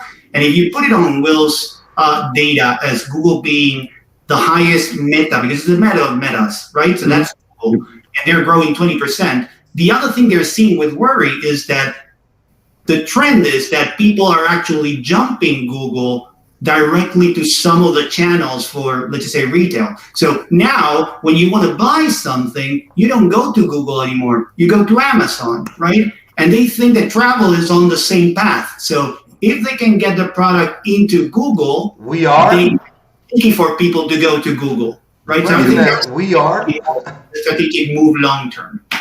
Mm-hmm. Yeah, but also being there as a hotelier, it's like in general, it's kind of easy. But making sure that, as we talked before, you encourage people to book directly, so on your website. So in other words, making sure that the best rate is on your website. That requires a precise control over the distribution. So that's going to be another challenge and another, let's say, encouraging point for hoteliers to take care on that. Right. Well, and you probably would agree with this, Will, but Google's been very interested, in the inventory and information from as many partners as they can get it from, and they're contacting all the CRSs and working with the CRSs, which just 3 years ago, 5 years ago, that wouldn't have been the case, and for them to reach out and spend the effort and what they're doing now to try to get all that information just tells you where they're headed. Well, the other thing I would just mention on that point, the reason why Google is such a dominant force in Meta is they're consuming the APIs from all the CRS companies and all the major brands at a much deeper level than any of their direct competitors. So while you could maybe go to Kayak and you could see this room type and this rate on Google, you get all the room types and all the rates and all the packages and all the product offerings and all the content and all the descriptive content and all the pictures. And so every single one of those, call it mapping on Meta, Google is trying to consume all of it to be able to then trial and test and figure out how they can best direct the traffic to where they want it to go. But I think, again, as Peter said, hotels now have the ability to put their direct listing on Google, which is where a lot of the traffic is going to come from. And so therefore, if you're sort of, I don't want to play on the Expedias and the Bookings of the world, that's okay, because now you can at least be on Google where a lot of that traffic is starting from. And by not playing on the OTAs, what it's actually doing is it's reducing the amount of selections on Google to be able to book you to booking direct, which over time may take away some of the business from the OTAs. And then also how this, I'm so sorry, Alejandro, just and you go ahead because it'll be part. How this will affect us as technical companies and how this will affect the hotels? Positive or negative? I think this is a good question to make also. How that will impact on our operation and how that will impact on the hotel operation. Do you think how will be? I don't know. Alejandro, go ahead. Well, like I was gonna just close what Will was saying. Say if you stop playing on ODAs, you're taking back that take rate that you were putting on them to actually spending on ads. So it goes with what we were saying before, that you're gonna have more money maybe to spend on ads in the future, right? So that's something that I see over there. But to your question, Bini, I think that it's perfect for tech companies. It's perfect for some professionals that want to repurpose, get more freedom, really work as consultants in digital marketing for hotels. I think for me, it's all good news. Juanjo right? needs to be happy then. Oh, for sure. Like Juanjo, of the companies here, I think Juanjo and maybe Amadeus, one of the most. vertical as well with the CRS, like Mark said it, right? For the hotel, like it's literally, the hotel side, we can just turn it on. I mean, and it's, I think that for all of us here, it's going to be staying up with Google because they're not the best communicators. They don't give you a lot of time. They want they have good support. Yeah, and what choices do we have when they say to jump? You just jump. So and for those tech companies, for example, booking engines in Europe, my booking engine, it's based in Europe. For example, in South America, those companies that have booking engine, they don't have Google API connectivity, and Google don't open at the moment. They put them in a queue. How that affects those small or middle company that has till 1,000 clients, for example, or a client that has 3,800 at the moment. They probably should Google partner partners. with somebody. Yeah, They need to partner with somebody like Whip, for example, that can Whip or somebody that has a connectivity. I don't remember. Yeah, you have that also. Amadeus have that connectivity. Yes. You provide that So also. Go ahead, Will. Go ahead, you. Sorry. Yeah, so the largest brands connected to Google first, and then the largest CRS companies connected to Google, right? And then if you look at some of the other metas like the TripAdvisors and the Googles of the world, they're allowing the ability that you could now just go onto their site and connect. But when you do that, that's now another channel you have to manage versus potentially just managing it within your CRS and having one connection be out to all the different sites that are out there. And so, we've had the connection to Google for a while. Mark alluded to the fact that you're seeing Google consume a lot of that API. I think one of the most interesting things is the second point will be is how much money each CRS will have to spend with Google to be able to create further connectivity. So I'll give you an example. Private offers. Right? Marriott has private offers. You go to Marriott's site, you can enroll and unlock a better deal, right? Well, they also have that on Google. We have private offers on Google as well. But to be able to create private offers and how it displays on Google costs the CRS company money and Google's time to develop that back and forth. Now, not every CRS company has private offers as a piece of functionality. And two, if they have it as functionality, have they connected it to Google, right? So every roadmap now of every CRS, are they playing with Google? How much money is allocated by these CRSs to build alongside Google to push this direct booking path forward? That's, again, one of our focuses as well. So sorry, I think if we go even one step further, I think it can become a part of revenue management, because like so far revenue management was a little bit passive, and I'm also telling this being like having a revenue management product in our portfolio. It was about just putting the right price on the channel, but now, the part of revenue management might also become so-called the programmatic advertising, as it is in usual Google Ads. So not only suggesting the right price, but also pushing this forward. I'm going to put another point here that's very tricky. You're going to love me after this session. I know that. Doesn't matter if you don't like me. I love you guys. If I think, for example, maybe I prefer to be stupid 5 minutes to all my life. If you think is stupid questions, you can tell me.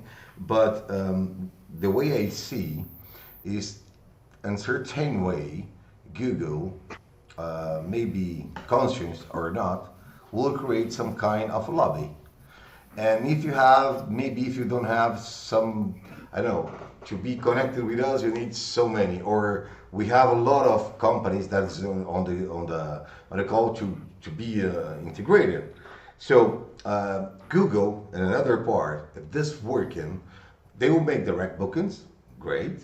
But if you're not connected, you don't see the direct booking because you don't have the technology, first point. Second point, when I have a hotel that normally has 17, 18% direct sales, when we connect Google Hotel Ads from 2018, we saw that they jumped for 27, 28%. But the 17 they had before turned out to be 11. And they also pick a good part of that. Right now they say that it will be free, as we were saying. It's not free. We pay 10% for them, for example, in our part. Do you really think this then will create a lobby, or maybe make the other companies in different geographical zones with the change that we happen in the market, but this situation will make those broke because they cannot sell or make them lose clients? If you think it's a stupid question, please go ahead, tell me. It's a stupid question. I would just say that Google has sort of an advisory board, right? On that advisory board is the major brands, big CRS companies like Synexus, ourselves. Mark, I don't know if your company's on sort of, there's like a Google advisory board. When they want to roll their product out, they're going to reach out to the CEOs of these companies and say, hey, you've got 7,500 hotels. Can we roll this functionality out to these specific markets? So, I mean, they do take a phased approach before they roll something out, but they are constantly trialing and testing with the major brands as well as the independent CRS companies to try to figure out, what's going to work best for the hotels. Yeah, and I think some of those companies that you're talking about, there's certainly ways to partner and get the information.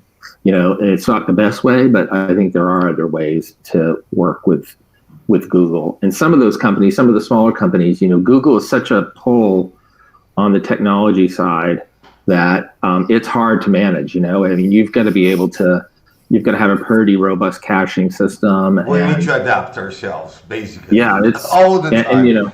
And I think that's going to change too. I don't think they're going to want as much caching. Because they don't want to present offers that aren't correct, and because after the caching obviously does a hard connect to the system. But so I think we're going to see a lot of changing on how that's all offered up. And thank you, Mark. And the second point, TripAdvisor, what they're doing right now, they will charge a fixed price for the client, but this is the question. Okay, they're changing for 180 degrees. What they're doing, they're moving up. What I see with 17 years working in distribution, development, and being a specialist in a strategy for sale, is how even if they make the client pay $50, $100 a year, they told it will be $99 for the client, but how they will make the hotel. This for me is the worst side, because if you have a booking engine, everybody that have a booking engine needs to know this. You tell the client, you need to have your best price in your booking engine. I don't want to. What do you do? Because it's the same thing. Okay, I giving you for free. You connect direct on our TripAdvisor. It's going to be for free. How TripAdvisor will make to provide the best price for those hotels, for those clients that are paying. That for me is the worst part. I never will jump and something like this with experience I have, because I'll be really afraid, because I know hotels maybe don't want to follow, even if the commission is zero. So what is your perspective, please? Juanjo, go ahead. Yeah. So I think this is a pure experiment.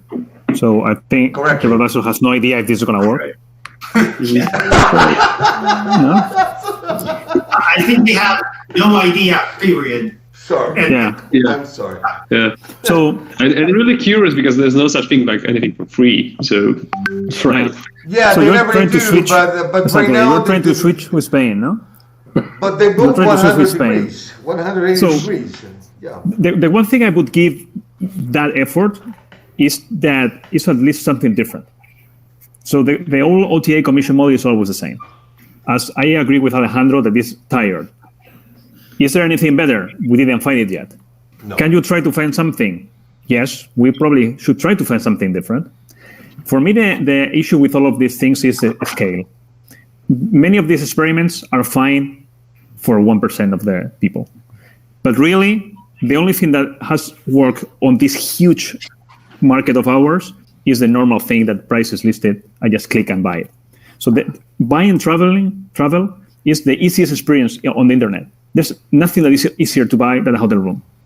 That's why there's not so much innovation on the consumer side, because it's great already.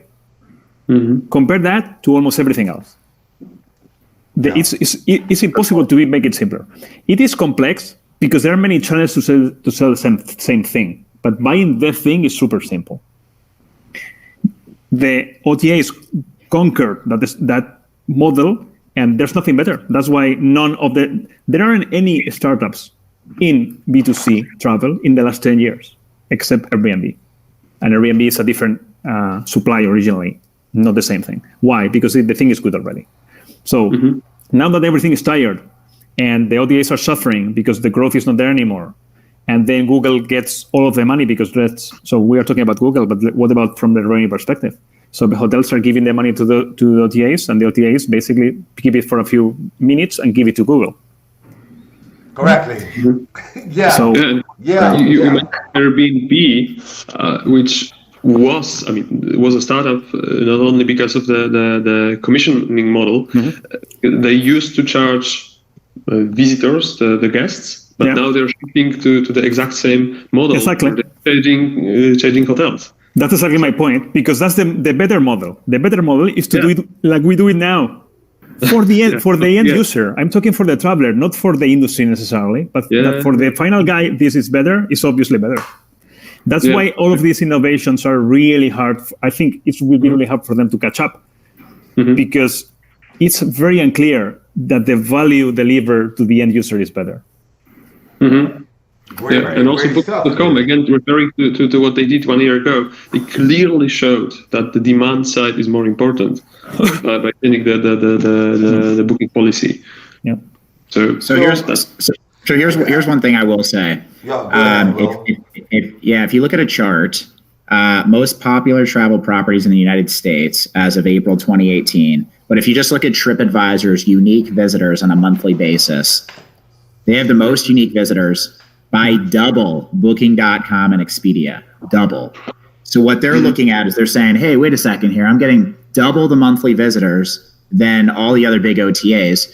The problem is I'm not converting them. That's always been their problem. And they've been trying to change their booking engine and blowing up their site and figuring it out.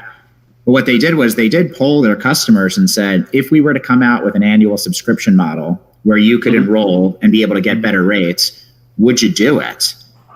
The timing of TripAdvisor, and it's a big experiment. The question is the timing good now? In 2019, everybody would say, oh, I don't need the demand. I'm good. I'm full. But now when hotels need the demand on the rebound, will they enroll in this annual membership fee model, right? Where customers will be able to gain access to these best rates? Will the brands adopt, and will they enroll into the program? And I want to say they have 100,000 to 150,000 hotels already participating on this annual subscription model. So if they truly have that scale, and they could convert, again, just a fraction of their monthly unique visitors, holy crap, they would be a massive force to be reckoned with. But if they're still a review site and they cannot convert to a booking site, well, then this is just another experiment that's failed. So do you think they will keep charging the hotels to connect the direct? Normally, TripAdvisor don't charge us, or Booking Engine, they don't charge us, they charge the client. Do you think that will go for free, or they will keep that? They'll keep charging or not? That is the question for the hotel to connect their direct. Because I know it's too early to make this question. It can be a little bit stupid, and it can be only maybe okay. Let's give our opinion. Let's give your opinion. But That's not all Vinny, what I want. Will made a very good point there. You're testing it out, and TripAdvisor is well known for doing experiments, and most of them fail, right? So it wouldn't be the first time. So the thing is, I think it will be purely based out of success. So if you start converting your subscription base, then you don't have a need to actually keep on charging for the integration. Period. The thing is, it's very difficult to transform a whole brand and a whole brand system from a review site to a consumer site. So I'm gonna try to turn the ReviewPro at the same time, sell at the same time, give for free connectivity. It's very difficult. It's quite, and you don't let a lot of chains or a lot of groups, technological groups, be part of it. So it's quite a lot. It's very difficult.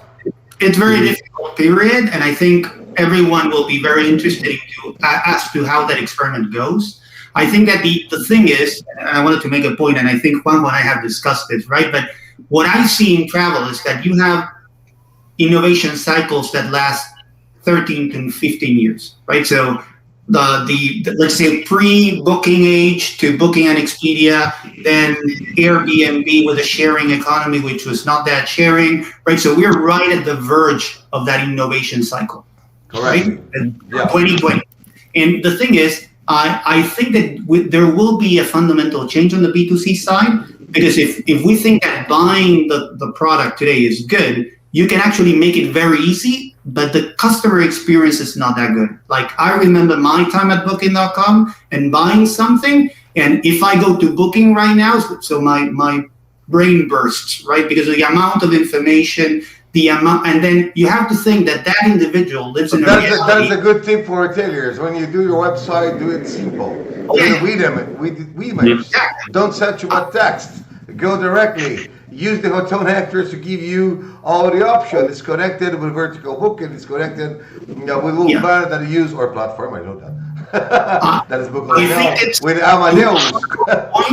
To Juanjo's point, we do need to find a better way of selling B2C today. I think the model is instituted because it has been scaled, but with the challenge from demand and the challenge of restrictions, now we have a good opportunity to look at what else could be out there. What would be the new customer journey, right? Because if you go now to an Expedia, for example, I cannot even find half of the things.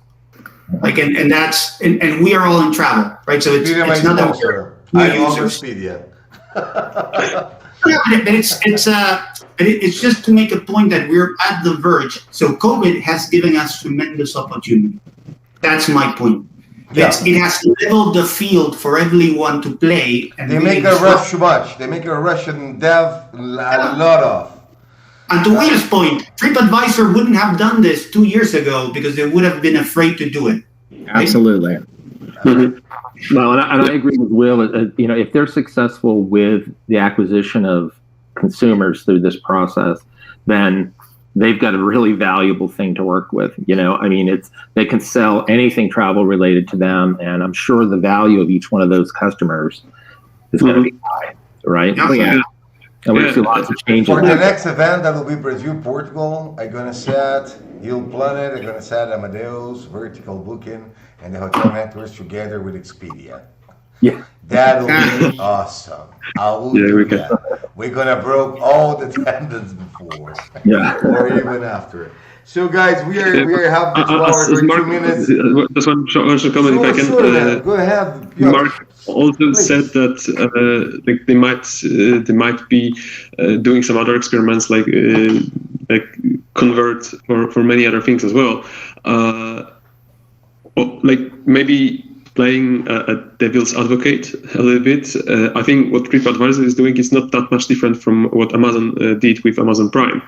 So apparently it might work, because that's something which especially in the United States, it grows like crazy. So maybe there's something behind it. That's an experiment.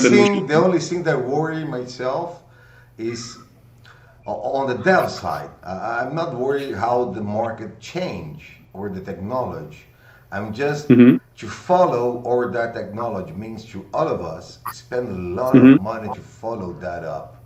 That is one point, because on the next 2-3 years, the things will change so much on a different ways, because right now we said the new normal doesn't exist. The new normal, we need to understand psychologically, we have most of the population very hate about it. I can be an example. If I go out, I don't go out for 1 year and a half. I just go out to take wine at a supermarket, or take a beer, or take my barbecue, but I don't go out with my kids. I need to, when we start opening, the same with maybe the mask, maybe I still thinking that after passing these 2 years, I will use a mask, or maybe I still use it, because everybody thinks we'll come to normal. Everything will come back straight. I don't think so. And the technology on the, I'm so sorry, I will finish. In the meantime, we're changing. And we're changing very fast. Well, all of us, all these companies are changing.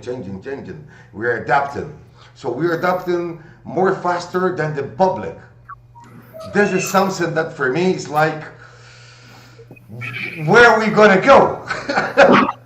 Vini, let me put it with a number, right? And to Piotr's point on Amazon Prime. So, and this is data. It took Disney Plus to achieve. Disney Plus achieved the same results in 5 months that Netflix took 7 years.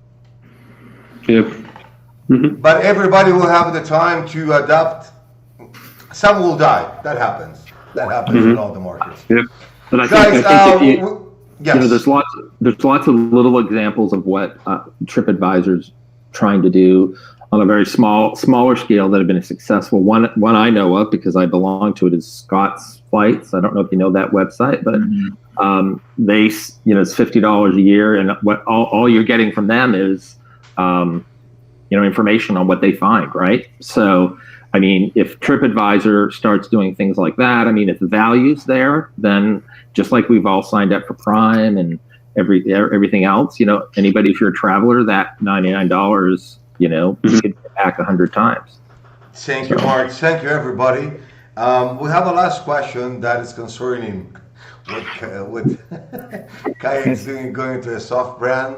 And if you want, I'm going to give you 2 minutes. I don't will speak about that at the moment. Yeah. I prefer not. Juanjo, go ahead, man. Well, really quickly, because I think we all have to leave now. But so the idea of a soft brand, or a brand in general, is interesting from a positioning perspective. There's no volume there for a brand like of the size of Kayak, or an OTA, or an Amadeus. But I can't say it. Maybe I want to have Kayak as a sponsor. So I hope they don't never listen to the masterclass. So I'm not saying, So branding is very necessary. I'm a huge fan of managing your brand properly. If you can do things that bring value to the brand, conceptually, not necessarily revenue, I think you have to do it. And experimenting with some of those things to get you out of your tiny space where you're competing and you're the same as everyone else, I think it's interesting. So what is the difference between Kayak and Trivago from a meta perspective? There's no difference. Then it's interesting for you to do something different. And then let's see, maybe a bit outrageous or a bit too far away from what people perceive that you are. But as an experiment and exercise to try to find value for you differently, I think it's good. If you look at Airbnb, 90% of the stuff that Airbnb does is for branding. It's branding, yeah, it's correct. Right? Yes. And many of the things they are doing, they have no impact on the revenue. No, I don't. But they allows them to keep telling the story that this is living like a local and sharing economy, even when it's not. One thing that Airbnb did great is also they create jobs for. It was the first one. Right now we have all the OTAs never sync the way to provide experience. Airbnb, in my opinion, we can have last minute and everything. I can tell all of Europe because all my mom is from Italy, my dad is from Germany. I born in Brazil and I get my degree on Argentina, and after that I moved to Europe, and then I come back here. But telling this, it's like how this really will impact on this. It's very, for example, we see kayak. I see, okay, they're a tiny place, but I can relate this with Rappi. Rappi is like Pedidos Ya or iFood on Europe. It's like DoorDash. Yeah, they're a super app. In Europe, they're trying to access. Everybody close their doors. And USA and Canada, they're trying, they cannot. But they started in Colombia with Rappi, and Rappi is like iFood. What's the main thing? Those guys, if you use your phone, this is my kids. Sorry, this is my kids for Halloween, so it's okay. We have a vampire, and I have I don't know, is a vampire mix or something else, but it's okay. I forgot what I'm saying. Happens. I see my kids on the phone. Here, happy what they have, and iFood. They have everything. They know if you travel to Colombia, if you go to Colorado, if you travel to Miami, they know you're historic. If you use some kind of Uber Eats, for example, is not the case. They're not doing that at the moment. But those guys really have what you do. Basically, they know where you live. They can see and the place you live, how much money normally the people have. They can know where you travel, where you go, what do you do. And they can bring to you and say, hey, you travel to Colombia, you want to go to Colombia to... Yeah, by the way, because 1 year before, I don't know, 6 months before, you go to, I don't know, Cancun. They can come and tell you, hey, 6 months ago you was here in Cancun. Why you don't come? I give you 25% with the aerials. That is something that anybody's discussing about. Because we are getting old. I'm so sorry for everybody that is here. I have 43, you have 42, I don't know Juanjo, Mark, or Piotr, or Will, but we have between 35 to 50 years old. So for us, means zero. But the new generations, for those new generations, and we can have people between 22 to 29 years old that will have the capability to pay for it. So those guys have all your entire information for the last 2, 3, 4, 5 years, everything you do. What do you do? They have your psychological, maybe not your humor if you're happy or not, but they know what you do all the time. This is something for the next master class.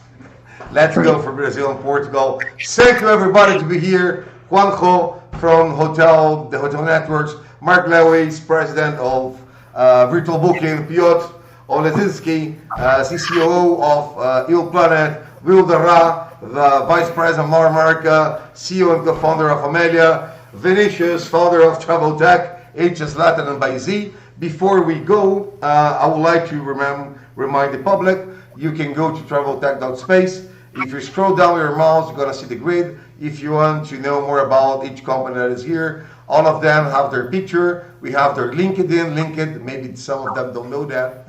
I'm sorry. And also, we have their website. So you don't need to Google it. Go to traveltech.space, scroll down, you'll find out all the connectivity with those guys. Is the best guys on the distribution side and marketing. I need to say a big thank you for this entire week of, I'm very tired, to be very transparent with you. It has been a long week and it has been 2 weeks, so preparing everything with the marketing team, design team, development team. I want to thank you, my wife, that is the CEO of HS Latin, to support my behavior, because I have to have everything perfectly. And Monday we have an issue, and I lose my mind. But I fix up as an engineer. And I want to say a big thank you for all the sponsors that we have this year at the moment. And if you want to become a sponsor of Travel Tech, you're still on time. Go to traveltech.space. There, contact us, and you can be a sponsor. Maybe not for the year, but for the different events that we're going to have during this year in 2021. So a big thank you for Expedia Group. That's the first time Expedia is a sponsor for an online masterclass in photo. It's the first time. So thank you to trust in us. Thank you ReviewPro to trust in us. Thank you to my company to trust in myself. Thank you Revenue Hub, HiJiffy. Big thank you to the Hotel Networks, Lybra Assistant, Asksuite, Bookassist, eRevMax, RateTiger, YieldPlanet, Hub OS, Bookonlinenow, and Amelia.Travel. Thank you, all of you. Thank you, my team. Thank you, Federico Elmer. Thank you, Christian Wellington. Thank you, Jennifer. Thank you, all the cooperators that we have, as is Juan from HiJiffy, Meha from RateTiger. I'm missing people. It's too much persons. I'm so sorry. Thank you too much for Trevor, for Revenue Hub, based in the UK.